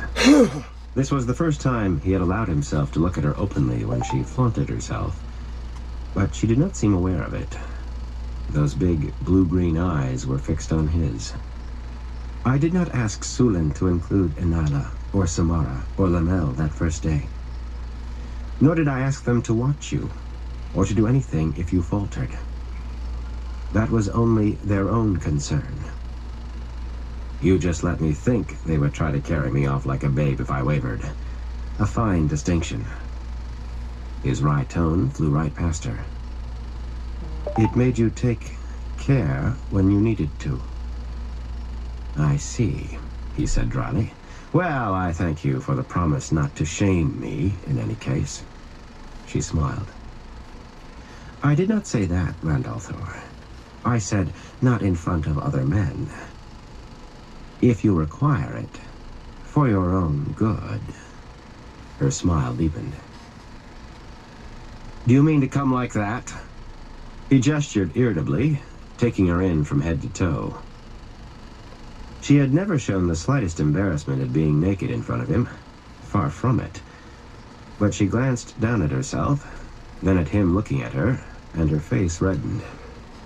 Suddenly, she was surrounded by a flurry of dark brown wool and white algoda, flying into clothes so quickly that he could have thought she was channeling them on. "Have you arranged everything?" came from the middle of it. "Have you spoken to the wise ones? You were gone late last night. Who else comes with us? How many can you take? No wetlanders, I hope. You cannot trust them, especially not tree killers. Can you truly carry us to Caemlyn in 1 hour? Is it like what I did the night? I mean to say, how will you do it? I cannot like trusting myself to things I do not know and cannot understand." "Everything is arranged, Avienda." Why was she babbling and refusing to meet his eye? He had met with Ruark and the other chiefs still near the city. They had not truly liked his plan, but they saw it in terms of Giotto, and none thought he had any other choice. They discussed it quickly, agreed, and then turned the talk to other things. Nothing to do with Forsaken or Ilion or battle at all. Women, hunting, whether Cairhien and Brandy could compare with Usquai, or wetlander Tabak with what was grown in the waste. For an hour he had almost forgotten what lay ahead. He hoped that the prophecy of Rudian was somehow wrong, that he would not destroy those men. Alerted by Avienda herself and led by Amis and Malaine and Bear, or maybe by Soralia. With wise ones, often it was difficult to tell who was in charge. They had not come to talk him out of anything, Giotto again, but to make sure he understood that his obligation to Elaine did not outweigh that to the Aiel, and they had kept him in the meeting room until they were satisfied. It was that, or lift them bodily out of his way to reach the door. When they wanted to be, those women were as good at ignoring shouts as Egwene had become. We'll find out how many I can take when I try. Only Aiel. With luck, Mylan and Marangil, and the rest would not know he was gone until after he went. If the Tower had spies in Cairhien, maybe the Forsaken did as well. And how could he trust people to keep secrets who could not see the sunrise without trying to use the fact in Deus Daemar? By the time he had shrugged into a red coat embroidered in gold, a fine wool eminently suitable for a royal palace, in Caemlyn or Cairhien, the thought amused him in a bleak sort of way. By that time, Aviendha was almost dressed. It was a wonder to him how she could scramble into her clothes so quickly and yet have nothing out of place. A woman came last night while you were away. Light. He had forgotten Colaver. What did you do? She paused in tying the laces of her blouse, eyes trying to bore a hole in his head, but her tone was offhand. I took her back to her own chambers, where we talked for a time. There will be no more tree-killer flip-skirts scratching at your tent flap, Rand al'Thor. The very end I aimed at, Aviendha. Light. Did you hurt her badly? You can't go around beating ladies. These people caused me enough trouble without you bringing more. She sniffed loudly and went back to her laces. Ladies. A woman is a woman, Rand al'Thor. Unless she is a wise one, she added judiciously. That one sits lightly this morning, but her bruises can be hidden, and with a day's rest she will be able to leave her chambers. And she knows the right of matters now. I told her if she caused you any bother again, any bother, I would come talk to her once more. A much longer talk. She will do as you say, when you say it. Her example will teach others. The tree killers understand nothing else. Rand sighed. Not a method he would or could have chosen, but it might actually work. Or it might only make Colaver and the others more sly from now on. Aviendha might not be worried about repercussions against herself. In fact, he would be surprised if she had even considered the possibility. But a woman who was high seat of a powerful house was not the same as a young noblewoman of lesser rank. Whatever the effect for him, Aviendha could find herself set upon in some dark hallway and give 10 times what she had given Colaver, if not worse. Next time, let me handle matters my way. I am the Car'a'carn, remember? You have shaving lather on your ear, Rand al'Thor. Muttering to himself, he snatched up the striped towel and shouted, Come! To a rap at the door. Asmodean entered, pale lace at the neck and cuffs of his black coat, harp case slung on his back, and a sword at his hip. It might have been winter for the coolness of his face, but his dark eyes were wary. What do you want, Natael? Rand demanded. I gave you your instructions last night. Asmodean wet his lips and glanced once at Aviendha, who was frowning at him. Wise instructions. I suppose I might learn something to your advantage, remaining here and watching. But the talk this morning is all of the shrieks from Lady Colaver's apartments last night. It is said she displeased you, though no one seems to know quite how. That uncertainty is making everyone step lightly. I doubt anyone will breathe in the next few days without considering what you might make of it. Aviendha's face was a picture of insufferable self-satisfaction. So, you want to come with me? Rand said softly. You want to be at my back when I face Rahvin? What better place for the Lord Dragon's bard? But better yet, say under your eye, where I can show my loyalty. I am not strong. Asmodean's grimace seemed natural enough in any man making that admission, but for an instant, Rand sensed Saidin filling the other man, felt the taint that twisted Asmodean's mouth. Just for an instant, but long enough for him to judge. If Asmodean had drawn as much as he could, he would be hard-pressed to match one of the wise ones who could channel. Not strong, yet perhaps I can help in some small way. Rand wished he could see the shield Lanfear had woven. She had said it would dissipate with time, but Asmodean did not seem able to channel any more strongly now than he had the first day he was in Rand's hands. Perhaps she had lied, to give Asmodean false hope, to make Rand believe the man would grow strong enough to teach him more than he ever would. It would be longer. He was uncertain whether that was his thought or Lews Theron's, but he was sure it was true. The long pause made Asmodean lick his lips again. A day or two will not matter here. You will be back by then, or dead. Let me prove my loyalty. Perhaps I can do something. A whisker more weight on your side might shift the balance. Once more, saidin poured into him, just for a moment. Rand felt a sensation of strain, yet it was still a feeble flow. You know my choices. I am clinging to that tuft of grass on the cliff's lip, praying for it to hold one more heartbeat.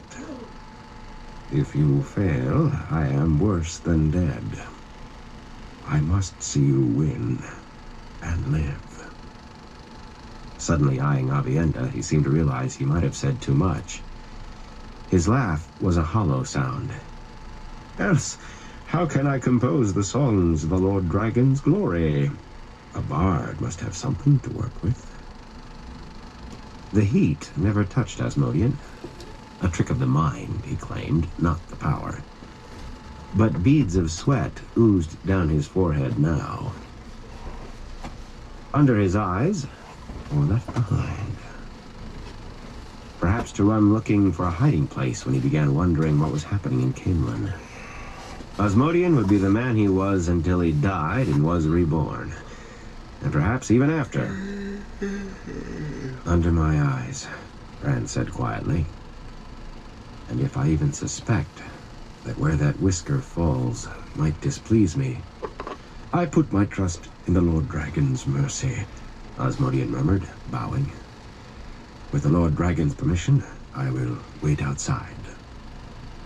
Rand glanced around the room as the man departed, backing away, still half bowed. His sword lay on the gilt-lined chest at the foot of the bed, dragon-buckled sword belt wrapped around the scabbard, and the Seanchan spearhead. The killing today would not be with steel, not on his part. He touched his pocket, felt the hard carved shape of the fat little man with his sword. That was the only sword he needed today. For a moment he considered skimming to Tyr to take back Kalandor, or even to Rhuidean for what was hidden there. He could destroy Ravin with either before the man knew he was there. He could destroy Caemlyn itself with either. But could he trust himself? So much power. So much of the one power. saidin hung there just out of sight. The taint seemed part of him. Rage oozed just beneath the surface. At Ravin, at himself. If it broke loose, and he held even Kalandor, what would he do? He would be invincible. With the other, he could skim to Shale Ghul itself, put an end to it all. End it now one way or another. One way or another. No. He was not in this alone. He could not afford anything but victory. The world rides on my shoulders, he murmured. Suddenly he yelped and clapped a hand to his left buttock. It felt as though a needle had stabbed him, but he did not need the goosebumps fading on his arms to tell him what had happened. What was that for? He growled at Aviendha. Just to see whether the Lord Dragon was still made of flesh, like the rest of us mortals. I am, he said flatly, and seized Sidene. All the sweetness, all the filth. Just long enough to channel briefly. Her eyes widened, but she did not flinch, only looked at him as if nothing had occurred at all. Still, as they crossed the anteroom, she rubbed furtively at her bottom when she thought he was looking the other way. It seemed she was of ordinary flesh, too. Burn me, I thought I'd taught her a few manners. Pulling open the door, he stepped out and stood staring. Matt was leaning on his odd spear with that broad-brimmed hat pulled low, a little apart from Osmodian, but that was not what took him aback.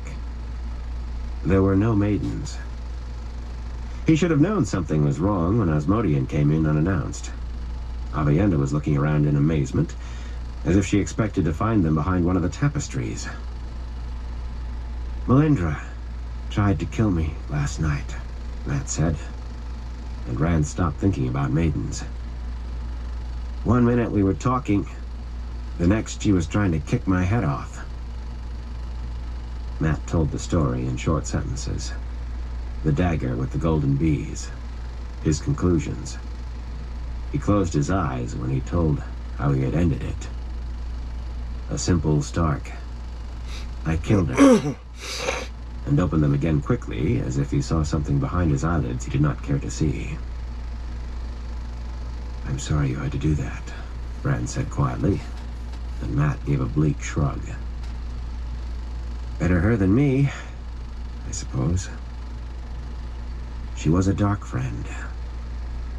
He did not sound as if it made much difference. "I will settle with Samael, just as soon as I'm ready." "And how many will that leave?" "The Forsaken are not here," Aviendha snapped. "And neither are the Maidens of the Spear. Where are they? What have you done, Rand al'Thor?" "Me? There were 20 right here when I came to bed last night, and I haven't seen one since." "Perhaps it is because Matt..." Osmodian began, and stopped when Matt looked at him, a tight-mouthed blend of pain and readiness to hit something. "Do not be fools," Aviendha said in a firm voice. "Father Izmai would not claim Toh against Matt Cawthon for this. She tried to kill him, and he killed her. Even her near sisters would not, if she had had any. And no one would claim Toh against Rand al'Thor for what another did, unless he ordered it done. You have done something, Rand al'Thor. Something great and dark, or they would be here." "I've done nothing," he told her sharply, "and I don't intend to stand here discussing it. Are you dressed for the ride south, Matt?" Matt shoved a hand into his coat pocket, fingering something. He usually kept his dice and dice cup in there. "Caemlyn. I'm tired of them sneaking up on me. I want to sneak up on one of them for a change. I just hope I get the bloody pat on the head instead of the bloody flower," he added with a grimace. Rand did not ask him what he meant. Another ta'veren. Two together to twist chance, perhaps. No way to tell how, or even if, but it seems like we'll be together a little longer. Matt looked more resigned than anything else. Before they had gone far down the tapestry-lined corridor, Moiraine and Egwene met them, gliding along together as if the day held no more ahead than a walk in one of the gardens. Egwene, cool-eyed and calm, golden great serpent on her finger, really could have been an Aes Sedai despite her Aiel clothes and shawl and the folded scarf around her temples, while Moiraine... Gold threads caught the light, faintly streaking Moraine's gown of shimmering blue silk. The small blue stone on her forehead, hanging from its gold chain fastened in her waves of dark hair, shone as brightly as the large gold-set sapphires around her neck. Hardly suitable garb for what they intended, yet in his red coat, Rand could not comment. Perhaps it was being here, where House Damodred had once held the Sun Throne, but Moraine's graceful carriage was more regal than he remembered ever seeing it. Not even the presence of Jason Tail could spoil that queenly serenity with surprise, but amazingly she gave Matt a warm smile. So you are going too, Matt. Learn to trust the pattern. Do not waste your life attempting to change what cannot be changed. From Matt's face, he might have been considering changing his mind about being there at all, but the Aes Sedai turned from him without a trace of worry. These are for you, Rand. More letters, he said. One bore his name in an elegant hand that he recognized immediately. From you, Moraine. The other carried Tom Maryland's name. Both had been sealed with blue wax, apparently with her great serpent ring, impressed with the image of the snake biting its own tail. Why write me a letter? And sealed. You've never been afraid to say whatever you wanted to say to my face. If I ever forgot it, Aviendha has been reminding me that I'm only flesh and blood. You have changed from the boy I first saw outside the Wine Spring Inn. Her voice was a soft silver chiming. You are hardly the same at all. I pray you have changed enough. Egwene murmured something low. Rand thought it was, I pray you have not changed too much. She was frowning at the letters as if she too wondered what was in them. So was Aviendha. Moraine went on more brightly, even briskly. Seals ensure privacy. That contains things I wish you to think on. Not now, when you have time for thinking. As for Tom's letter, I know no safer hands than yours in which to place it. Give it to him when you see him again. Now, there is something you must see at the docks. The docks? Rand said. Moraine, this morning of all mornings, I've no time for... But she was already moving down the corridor, as if sure he would follow. I've had horses readied. Even one for you, Matt, just in case. Egwene hesitated only a moment, then followed. Rand opened his mouth to call Moraine back. She had sworn to obey. Whatever she had to show him, he could see it another day. What could an hour hurt? Matt muttered. Perhaps he was reconsidering. It would not be amiss for you to be seen this morning, Asmodean said. Ravin might just know of it as soon as it happens. If he has any suspicions, if he has any spies who may have listened at keyholes, it might allay them for today. Rand looked at Aviendha. Do you also counsel delay? I counsel that you listen to Moraine Sedai. Only fools ignore Aes Sedai. What could be at the docks more important than Ravin? He growled, then shook his head. There was a saying in the Two Rivers, not that anybody said it where women could hear. The Creator made women to please the eye and trouble the mind. Aes Sedai were certainly no different in one respect. 1 hour. The sun was not yet high enough to lift the city's walls' long shadow from the stone quay where Kadir's wagons were lined up, but he still mopped his face with a large handkerchief. It was only partly the heat that made him sweat. Great gray curtain walls stretching into the river at either end of the row of docks made the quay seem a dim box with him caught in it. There was nothing but broad, round-bowed grain barges docked here, and the same anchored in the river, waiting their turn to unload. He had considered slipping onto one when it cast off, but it meant abandoning most of what he still possessed. Yet, had he thought the slow passage down river would take him anywhere except to his death, he would have. Lanfear had not returned to his dreams, but he had the burns on his chest to remind him of her commands. Just the thought of disobeying one of the Chosen made him shiver, even with sweat rolling down his face. If only he knew who to trust, to the extent it was possible to trust any of his fellow Dark friends. The last of his drivers, who had sworn the oaths, had vanished 2 days ago, very likely on one of the grain barges. He still did not know which Aiel woman had slipped that note under his wagon door. You are not alone among strangers. A way has been chosen. Though he had several possibilities in mind. The docks held almost as many Aiel as they did workmen, come to stare at the river. He had seen a few of those faces, more often than seemed reasonable, and some had looked at him consideringly. A few Cairhienin had as well, and a Tyrant Lord. That meant nothing by itself, of course, but if he could find a few men to work with. A mounted party appeared in one of the gateways, Moraine and Rand al'Thor leading the way with the Aes Sedai's warder as they threaded through the carts hauling grain sacks away. A wave of cheers rode with them. All glory to the Lord Dragon, and hail the Lord Dragon, and now and again, glory to Lord Matrim, glory to the Red Hand. For once, the Aes Sedai turned down toward the tail end of the line of wagons without so much as a glance at Kadir.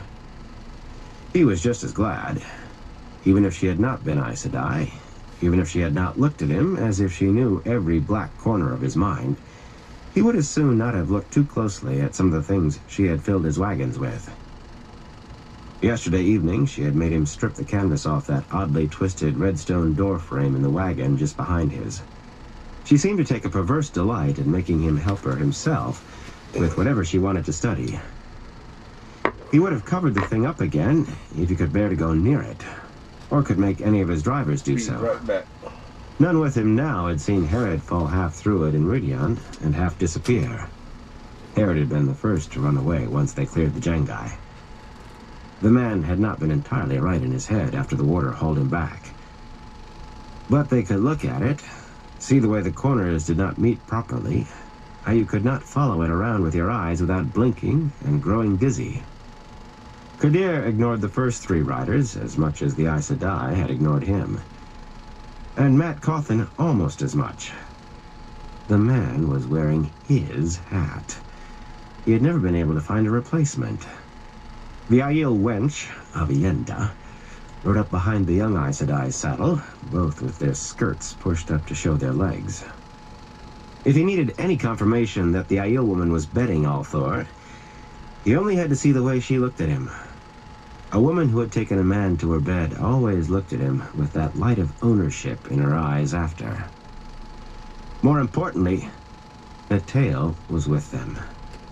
This was the first time Kadir had been this close to him since crossing the spine of the wall. Natael, who stood high in the Dark Friends. If he could get past the maidens to reach Natael. Suddenly Kadir blinked. Where were the maidens? al'Thor always had an escort of spear-wielding women. Frowning, he realized he could not see a single maiden among the Aiel on the quay or the docks. Aren't you going to look at an old friend, Adnan?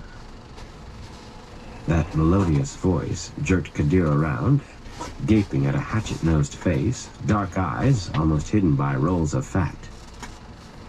Kylie? It was impossible. No one survived alone in the waste except Aiel. She had to be dead. But there she stood, white silk straining over her bulk, ivory combs standing tall in her dark curls. A faint smile on her lips, she turned with the grace that still surprised him in a woman so large, and lightly climbed the steps into his wagon. For a moment he hesitated, then hurried after her. He would assume Kylie Shaogi really had died in the waste. The woman was bossy and obnoxious.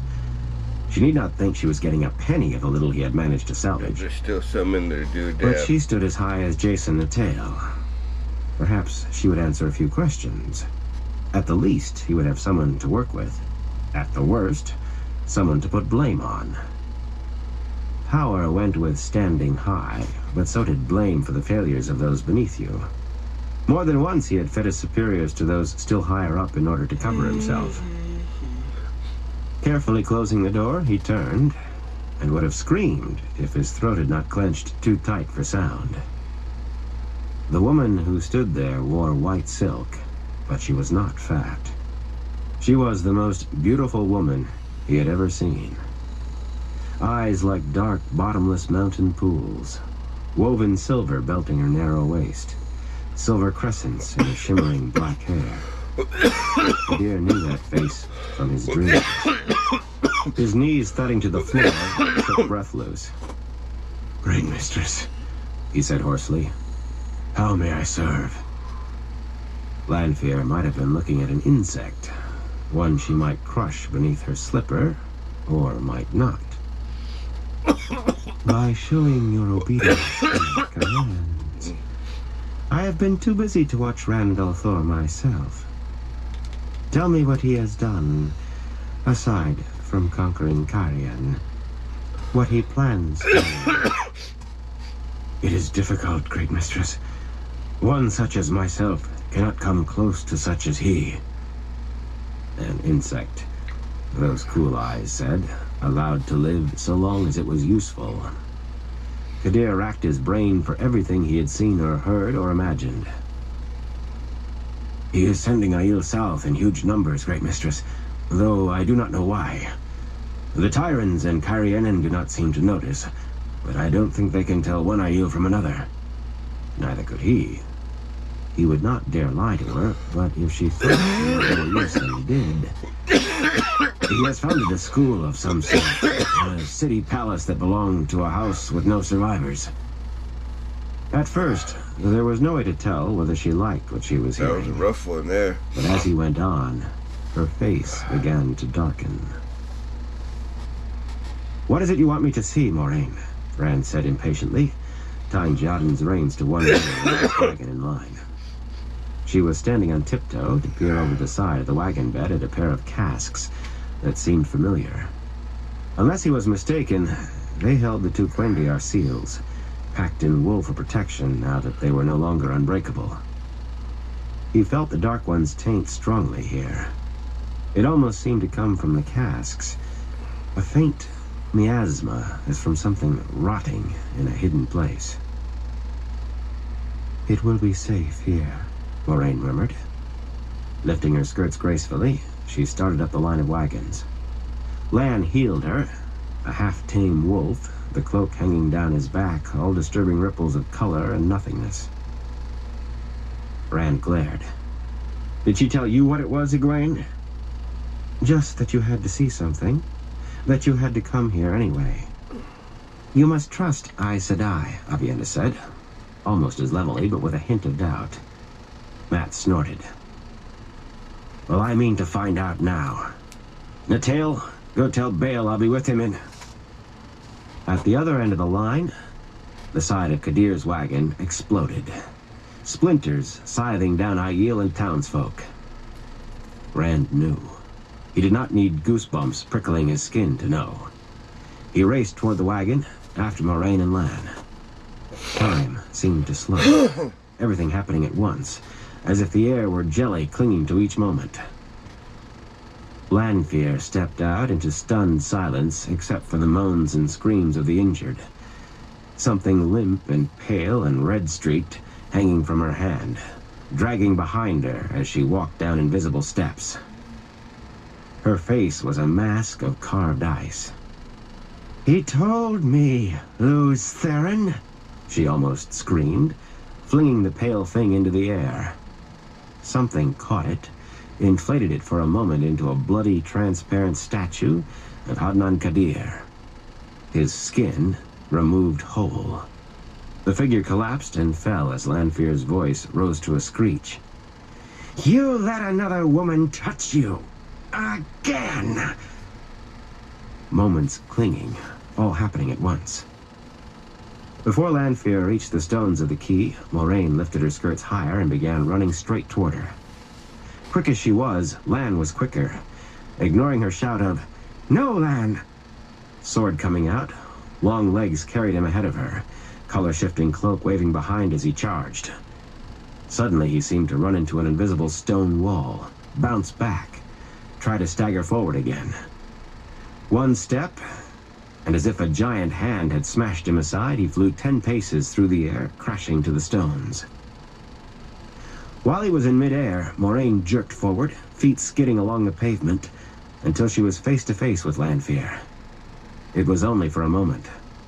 The Forsaken looked at her as though wondering what could have gotten in her way, Then Moraine was flung to one side so hard she rolled over and over until she disappeared beneath one of the wagons. The quayside was in turmoil. Just moments since Kadir's wagon erupted, yet only the blind could not know the one power was being wielded by the woman in white. Along the docks, axes flashed, cutting ropes, freeing barges as their crews desperately fended the craft toward open water and flight. Bare-chested dockmen and dark-clothed townsfolk struggled to jump aboard. In the other direction, men and women milled and screamed as they fought to pass through the gates into the city. And among them, cotton-sore-clad figures veiled themselves and rushed at Lanfear with spears or knives or bare hands. There could be no doubt she was the source of the attack. No doubt she fought with the power. They ran to dance the spears regardless. Fire rolled over them in waves. Arrows of it pierced those who came on with their clothes in flames. It was not as if Lanfear battled them or even paid them any real mind. She might have been brushing aside gnats or bite-me's. Those who fled burned as well as those who tried to fight. She moved toward Rand as if nothing else existed. Heartbeats only. 3 steps she had taken when Rand seized the male half of the true source. Molten steel and steel-shattering ice, sweet honey and midden heap. Deep in the void, the fight for survival was distant. The battle before him scarcely less. As Moraine vanished beneath the wagon, he channeled, pulling the heat from Lanfear's fires, sinking it into the river. Flames that a moment before engulfed human forms vanished. In the same instant, he wove the flows again, and a misty gray dome came into being, a long oval enclosing him and Lanfear, and most of the wagons, an almost transparent wall that shut out all not already within. Even as he tied the weave, he was not sure what it was or where it had come from. Some memory of Lews Therin's, perhaps. But Lanfear's fires struck it and stopped. He could see people outside dimly, too many threshing and flailing. He had taken the flames, not the searing of flesh. That stench still hung in the air. But none would burn now that had not already. Bodies lay inside, too. Mounds of charred cloth, some stirring feebly, moaning. She did not care. Her channeled flames winked out. The gnats were dispelled. She never glanced aside. Heartbeats. He was cold in the emptiness of the void. And if he felt sorrow for the dead and dying and scarred, the feeling was so far off it might not have been. He was cold itself, emptiness itself. Only the rage of Saidin filled him. Movement to either side. Aviendha and Egwene, eyes concentrated on Lanfear. He had meant to shut them out from this.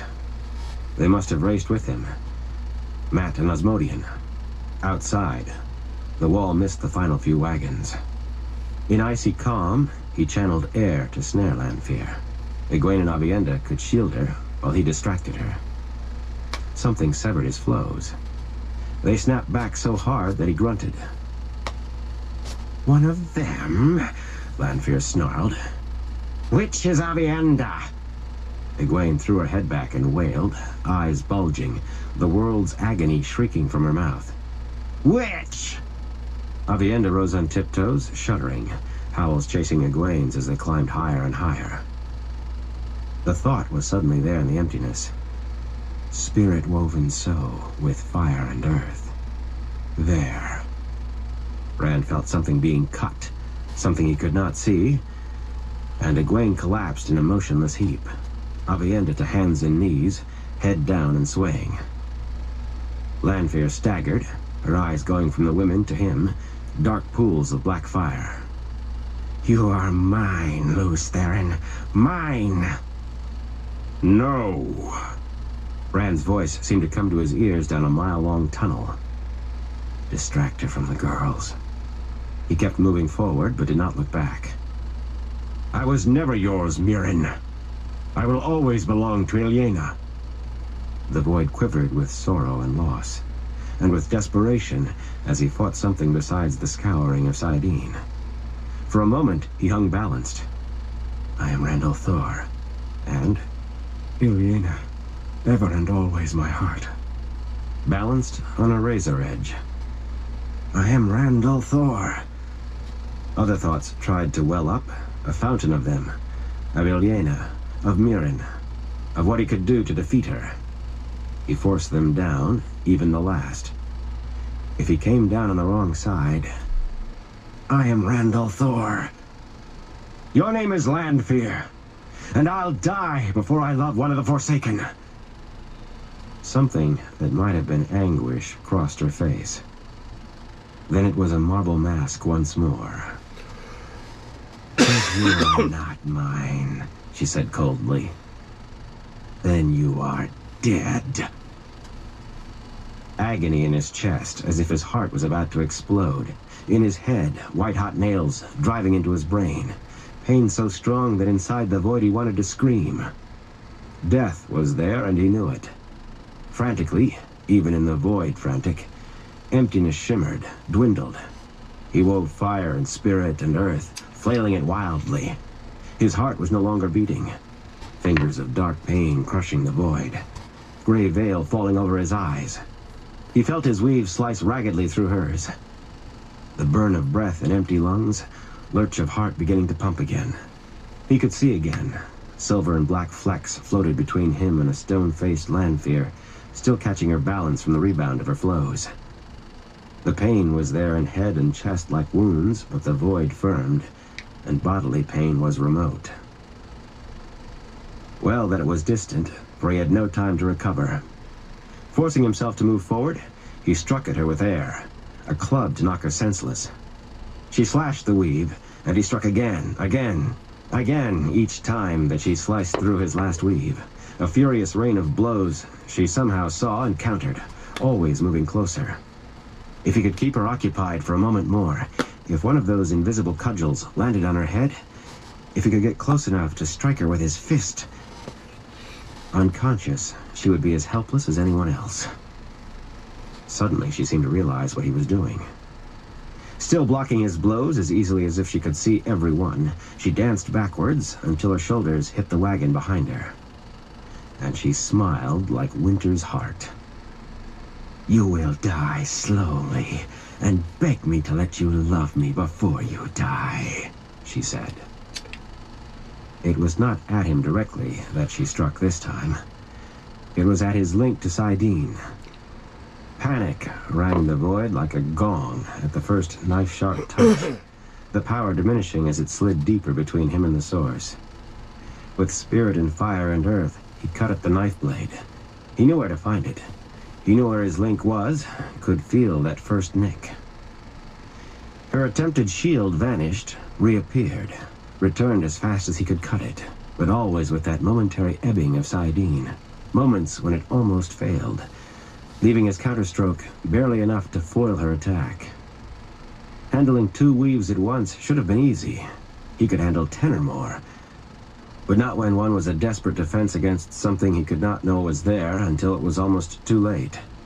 Not when another man's thoughts kept trying to surface inside the void, trying to tell him how to defeat her. If he listened, it might be Luz Theron Telamon who walked away, with Randall Thor a voice sometimes floating in his head, if that. I'll make both of those trolls watch you beg, Lanfear said. But should I make them watch you die first, or you them? When had she climbed into the open wagon bed? He had to watch her, watch for any hint that she was tiring, her concentration slipping. It was a vain hope. Standing beside the twisted door-frame Tirangriel, she looked down at him, a queen about to pass sentence. Yet she could spare time for chill smiles at a dark ivory bracelet that she turned over and over in her fingers. Which will hurt you the most, Luz Theron? I want you to hurt. I want you to know pain such as no man has ever known. The thicker the flow to him from the source, the harder it would be to cut. His hand tightened on his coat pocket, the fat little stone man with his sword hard against the heron branded into his palm. He drew on Saidin as deeply as he could, till the taint floated in the emptiness with him like misting rain.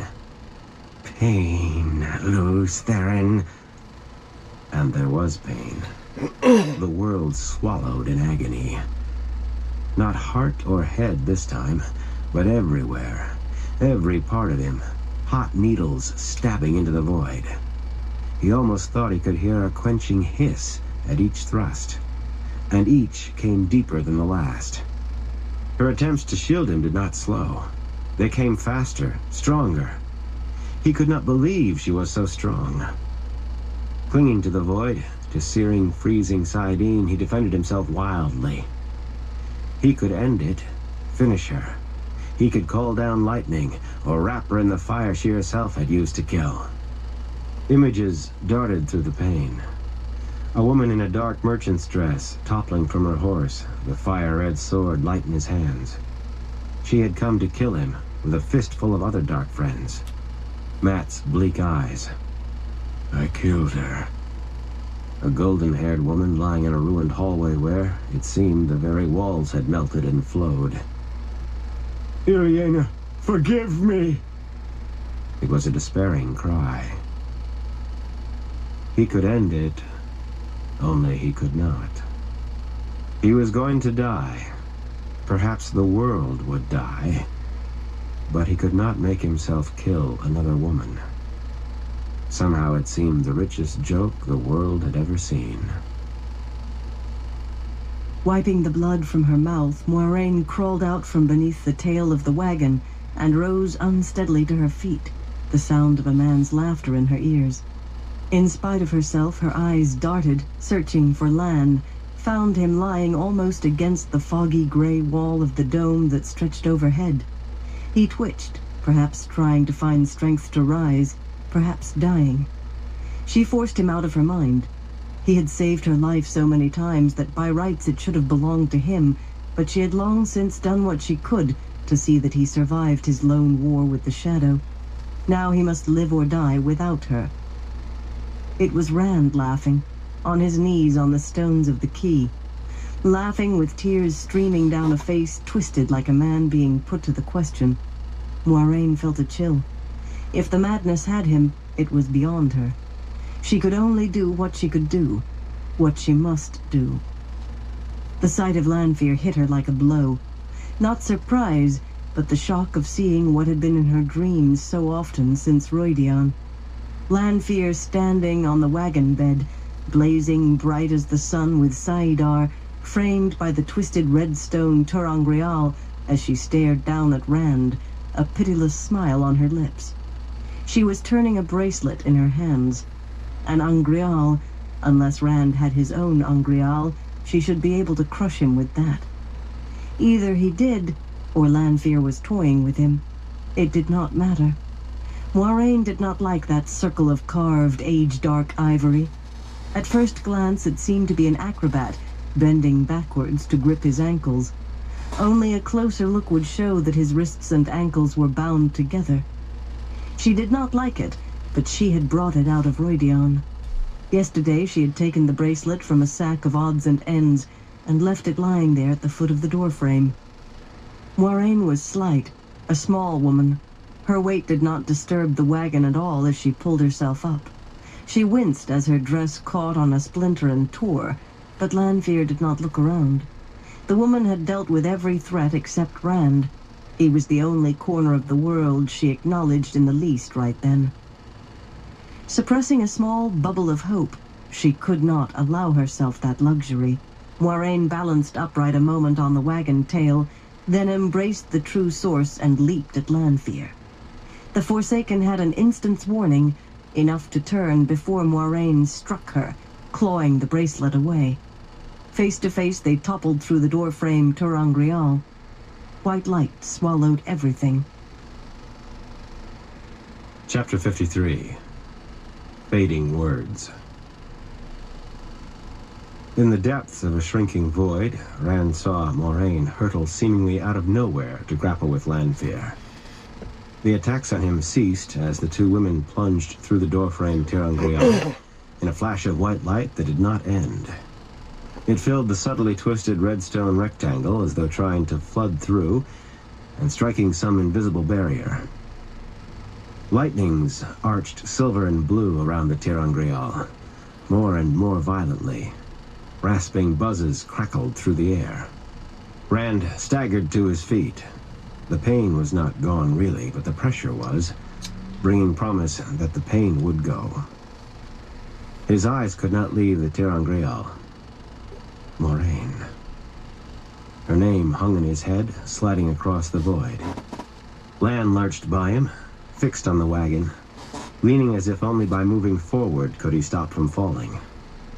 More than standing was beyond Rand for the moment. He channeled, caught the water in flows of air. You can't do anything, Lan. You can't go after her. I know, Lan said hopelessly. Held in mid-step, he did not struggle, only stared at the ter'angreal that had swallowed Moraine. The light sent me peace, I know. The wagon itself had caught fire now. Rand tried to suppress the flames, but as soon as he drew the heat from one blaze, the lightnings ignited another. The doorframe itself was beginning to smoke, though it was stone. A white, acrid smoke that gathered thickly under the gray dome. Even a whiff burned Rand's nostrils and made him cough. His skin prickled and stung where the smoke brushed. Hastily, he untied the weave of the dome, dispelled it rather than wait for it to dissipate, and wove around the wagon a tall chimney of air that gleamed like glass to carry the fumes high and away. Only then did he release Lan. He would not have put it past the man to follow Moraine anyway, if he could have reached the wagon. It was all in flames now, the redstone doorway as well, melting as if it were wax. But for a warder, that might not matter. She is gone. I cannot feel her presence. The words sounded ripped out of Lan's chest.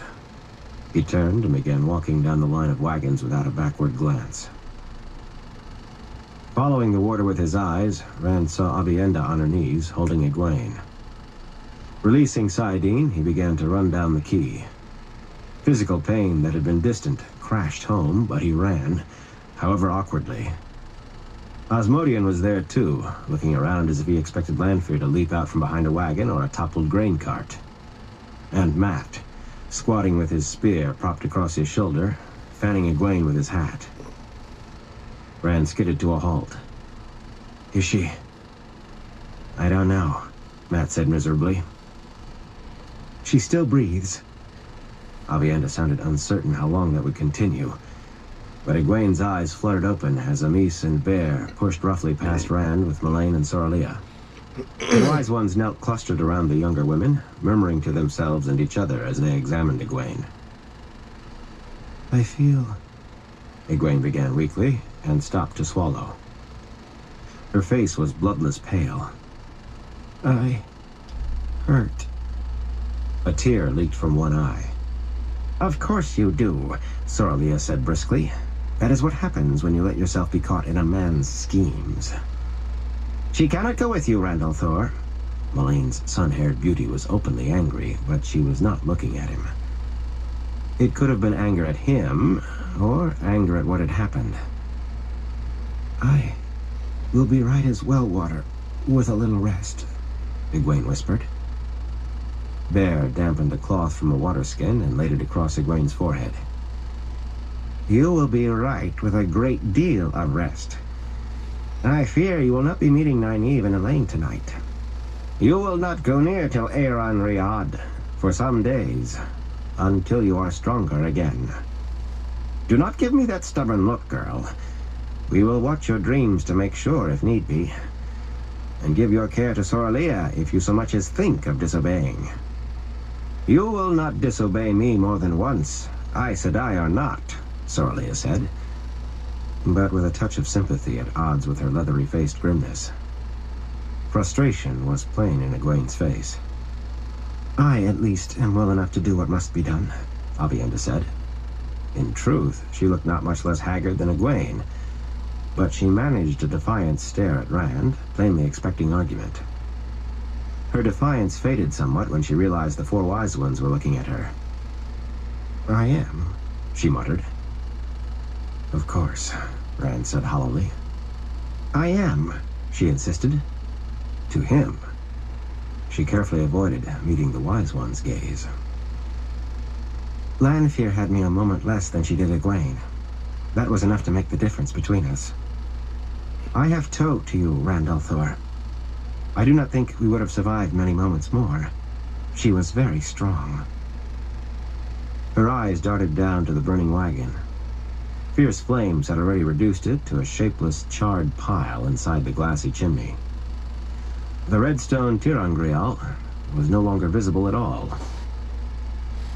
I did not see all that happened. They are... Rand cleared his throat. They are both gone. Lanfear is dead, and so is Moraine. Egwene began to cry, sobs shaking in Avienda's clasp. Avienda put her head down on the other woman's shoulder as if she too might weep. You are a fool, Rand al'Thor, Amis said, standing. That surprisingly youthful face beneath her headscarf and white hair was stone hard. About this and many other things, you are a fool. He turned away from the accusation in her eyes. Moraine was dead. Dead because he could not bring himself to kill one of the Forsaken. He did not know whether he wanted to cry or laugh wildly. If he did either, he did not think he would be able to stop. The dockside that had been emptying when he made the dome was filled again, though few came nearer than where that misty gray wall had stood. Wise ones moved about, aiding the burned, comforting the dying, assisted by white-robed Gaishain and men in the cotton sore. Moans and cries stabbed at him. He had not been quick enough. Moraine dead. No healing for even the worst injured. Because I could not. The light helped me, I could not. More Aielmen stood watching him, some only now unveiling. He still did not see one maiden. Not only Aiel were there. Dobrain, bareheaded on a black gelding, did not take his eyes from Rand, and not far off, Talmanis and Elysion and Derrid sat their horses, watching Mat almost as closely as they did Rand.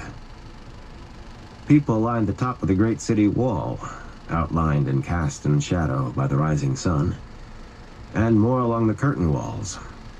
Two of those shadowed shapes turned away when he looked up, saw each other only 20 paces apart, and seemed to recoil. He would have wagered they were Mylan and Marengil. Lan was back with the horses at the last wagon in the line, stroking Aldeeb's white nose. Moraine's mare. Rand went to him. I'm sorry, Lan. If I'd been faster, He exhaled heavily. I couldn't kill one, so I killed the other. The light burned me blind. If it had, at that moment, he would not have cared. The wheel weaves. Lan went to Mondarb, busied himself checking the Black Stallion's saddle girth. She was a soldier, a warrior in her way as much as I. This could have happened 200 times these past 20 years.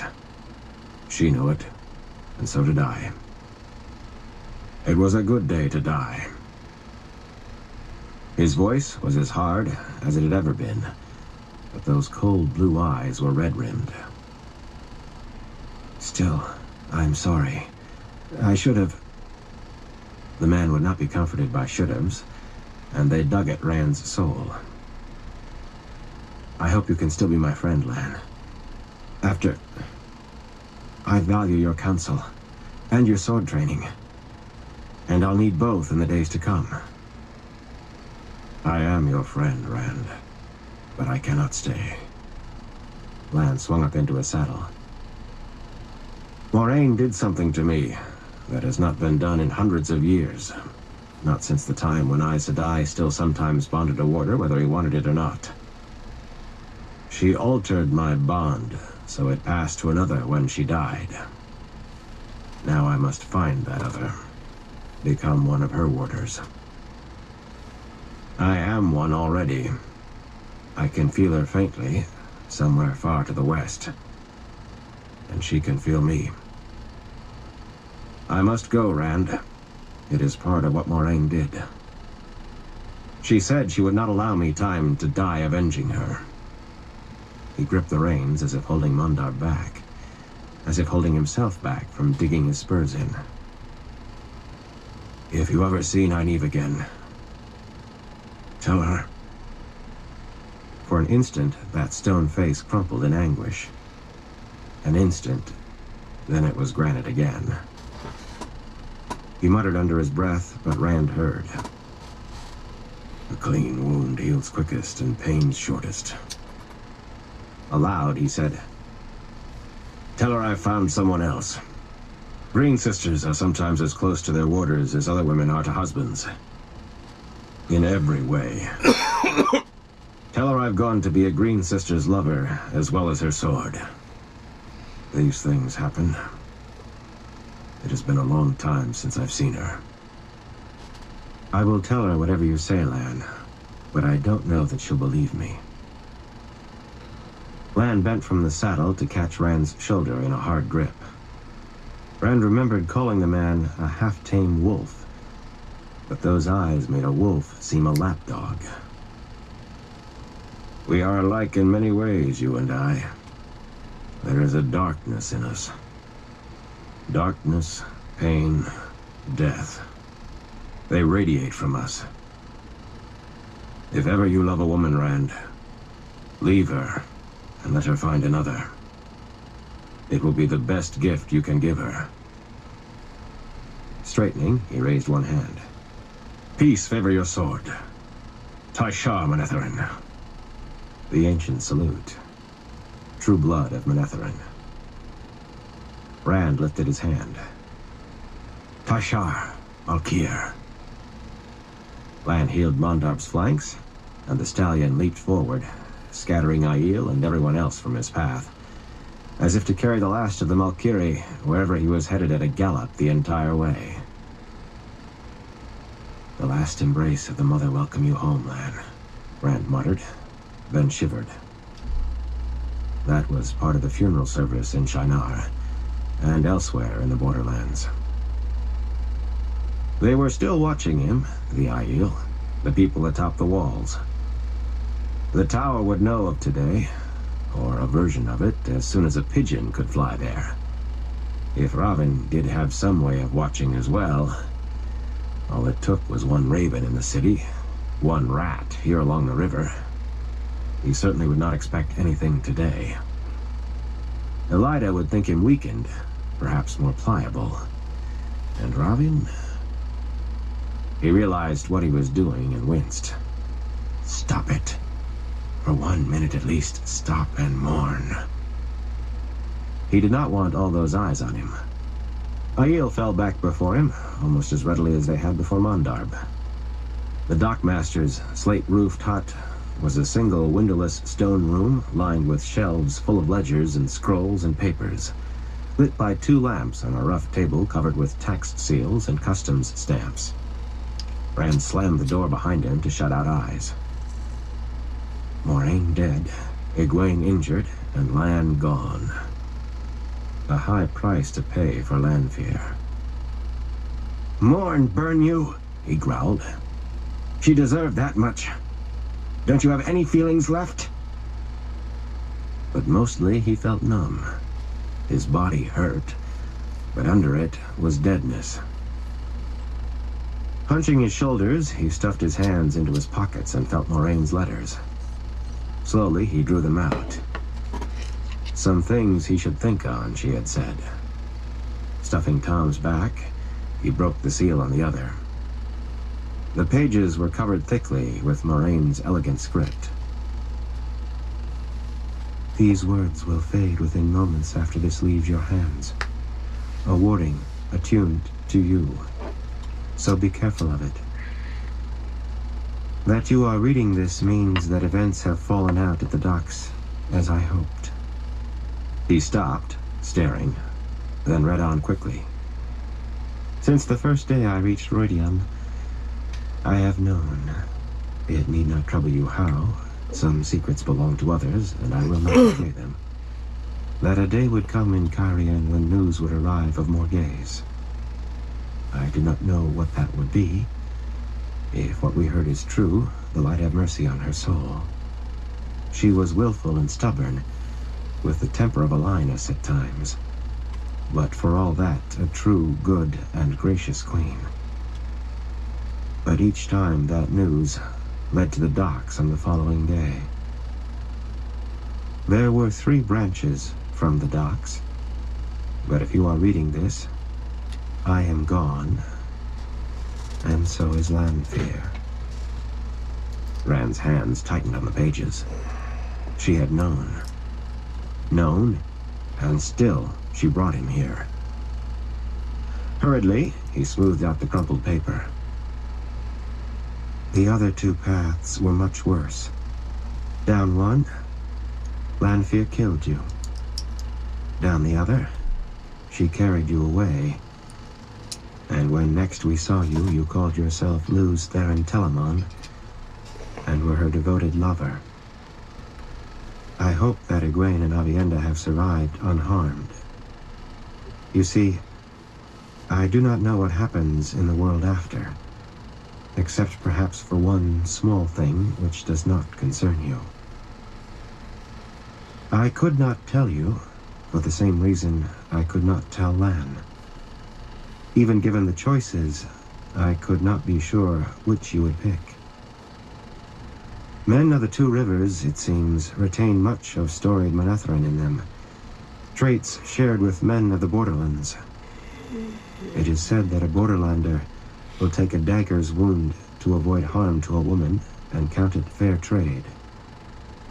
I dared not risk that you would place my life above your own, certain that somehow you could sidestep fate.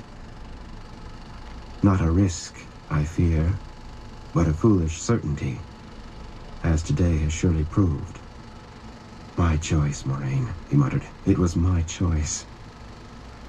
A few final points. If Lan has not already gone, tell him that what I did to him, I did for the best. He will understand one day, and I hope bless me for it. Trust no woman fully who is now Aes Sedai. I do not speak simply of the Black Ajah, though you must always be watchful for them. Be as suspicious of Varen as you are of Alviarin. We have made the world dance as we sang for 3,000 years. That is a difficult habit to break, as I have learned while dancing to your song. You must dance free, and even the best intentioned of my sisters may well try to guide your steps as I once did. Please deliver Tom Merrilyn's letter safely when you meet him again. There is a small matter that I once told him of, which I must make clear for his peace of mind. Lastly, be wary, too, of Master Jason Natale. I cannot approve wholly, but I understand. Perhaps it was the only way. Yet be careful of him. He is the same man now that he always was. Remember that always. May the light illumine and protect you. You will do well. It was signed simply Moraine. She had almost never used her house name. He reread the second-last paragraph again closely. Somehow, she had known who Asmodean was. It had to be that. Known that one of the Forsaken was right there in front of her, and never blinked once. She had known why, too, if he read it right. He would have thought in a letter that would go blank when he set it down, she could have come right out and said what she meant. Not just concerning Asmodean. About how she had learned what she had in Rhuidean. Something to do with Wise Ones, or he missed his guess, and as much chance of finding out more from the letter as from them. About Aes Sedai. Was there a reason she mentioned Varen? And why Alviarin instead of Elida? Even about Tom and Lan. For some reason, he did not think she had left a letter for Lan. The warder was not the only one who believed in clean wounds. He almost took Tom's letter out and opened it, but she might have warded it the same way she had his. Aes Sedai and Cairhienin, she had wrapped herself in mystery and manipulation to the end. To the end. That was what he was trying to avoid with all this blather about her keeping secrets. She had known what would happen, and come as bravely as any Aiel. Come to her death knowing it waited. She had died because he could not bring himself to kill Lanfear. He could not kill one woman, so another had died. His eyes fell on the last words. You will do well. They cut like a cold razor. Why do you weep here alone, Randalthor? I have heard that some wetlanders think it is shame to be seen weeping. He glared at Sulin, standing in the doorway. She was fully accoutred, cased bow on her back, quiver at her belt, round hide buckler, and 3 spears in hand. I'm not. There was dampness on his cheeks. He scrubbed it away. It's hot in here. Makes me sweat like a... What do you want? I thought you had all decided to abandon me and go back to the Threefold Land. It is not we who have abandoned you, Randalthor. Shutting the door behind her, she sat on the floor and laid her buckler and a pair of the spears down. You have abandoned us. In one motion, she put a foot against the last spear between her hands, heaved, and snapped it in 2. What are you doing? She tossed aside the pieces and picked up another spear. I said, what are you doing? The white-haired maiden's face might have given even Lan pause, but Rand bent and seized the spear between her hands. Her soft-booted foot came to rest against his knuckles, not lightly. Will you put us in skirts and make us merry and tend hearth? Or are we to lie beside your fire and lick your hand when you give us a scrap of meat? Her muscles tensed, and the spear broke, scoring his palm with splinters. He snatched his freed hand back with a curse, shaking off droplets of blood. I don't mean any such thing. I thought you understood.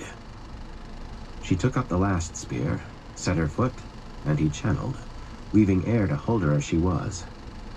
She only stared at him wordlessly. Burn me, you said nothing. So I kept the maidens out of the battle with Couladin. Not everyone fought that day, and you never said a word. Sulin's eyes widened in incredulity. You kept us from the dance of spears? We kept you from the dance. You were like a girl, newlywed to the spear, ready to rush out and kill Couladin, with never a thought for the spear you might take from behind. You are the Karakarn. You have no right to risk yourself needlessly. Her voice flattened. Now you go to fight the Forsaken. The secret is well kept, but I have heard enough from those who lead the other societies. And you want me to keep out of this fight as well, he said quietly. Do not be a fool, Randalthor. Any could have danced the spears with Couladin. For you to risk it was the thinking of a child. None among us can face the Shadow Soul save you. Then why? He stopped. He already knew the answer. After that blood-soaked day against Couladin, he had convinced himself they would not mind. He had wanted to believe they would not. Those who go with you have been chosen. The words came like hurled stones. Men from every society. Men. There are no maidens, Randalthor. Farderai's Mai carries your honor, and you take ours away. He drew a deep breath, fumbling for words. I do not like to see a woman die. I hate it, Sulin. It curdles me up inside. I could not kill a woman if my life hung on it. The pages of Moraine's letter rustled in his hand. Dead because he could not kill Lanfear. Not always just his own life. Sulin, I would rather go against Ravin alone than see one of you die. A foolish thing. Everyone needs another to watch her back. So it is Ravin. Even Roydan of the Thunderwalkers and Tyrol of the Stone Dogs held that back. She glanced at her upraised foot, held against the spear by the same flows that snared her arms. Release me, and we will talk. After a moment's hesitation, he unraveled the weave. He was tensed to seize her again if need be, but she only crossed her legs and sat bouncing the spear on her palms. Sometimes I forget you were raised out of our blood, Randalthor. Listen to me. I am what I am. This is what I am. She hefted the spear. Sulin, listen, Randalthor. I am the spear. When a lover came between me and the spear, I chose the spear. Some chose the other way. Some decide they have run with the spears long enough, that they want a husband, a child. I have never wanted anything else. No chief would hesitate to send me wherever the dance is hottest. If I died there, my first sisters would mourn me, but not a fingernail more than when our first brother fell. A tree killer who stabbed me to the heart in my sleep would do me more honor than you do. You understand now? I understand, but he did understand. She did not want him to make her something other than what she was. All he had to do was be willing to watch her die. What happens if you break the last spear? If I have no honor in this life, perhaps in another. She said it as if it were just another explanation.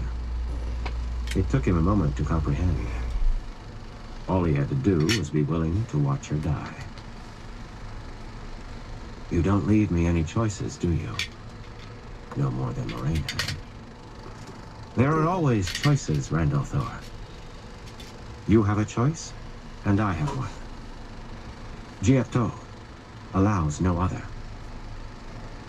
He wanted to snarl at her, to curse Giotto and everyone who followed it. Choose out your maidens, Sulin. I don't know how many I can take, but Fardarai Mai will have as many as any other society. He stalked past her, and her sudden smile. Not relief. Pleasure. Pleasure that she would have the chance to die. He should have left her wrapped up in Saidin, left her to be dealt with somehow when he came back from Caemlyn. Slamming the door open, he strode out onto the quay and stopped. Inyla headed a line of maidens, each with 3 spears in her hands, a line leading back from the dockmaster's door, vanishing into the nearest of the gates to the city. Some of the Aielmen on the dockside eyed them curiously, but it was obviously something between Fardarai Mai and the Karakarn, and no business of any other society. Amis and 3 or 4 other wise ones, who had once been maidens, were watching more closely. Chapter 54. Alright, everyone. I'm going to call into this stream for tonight.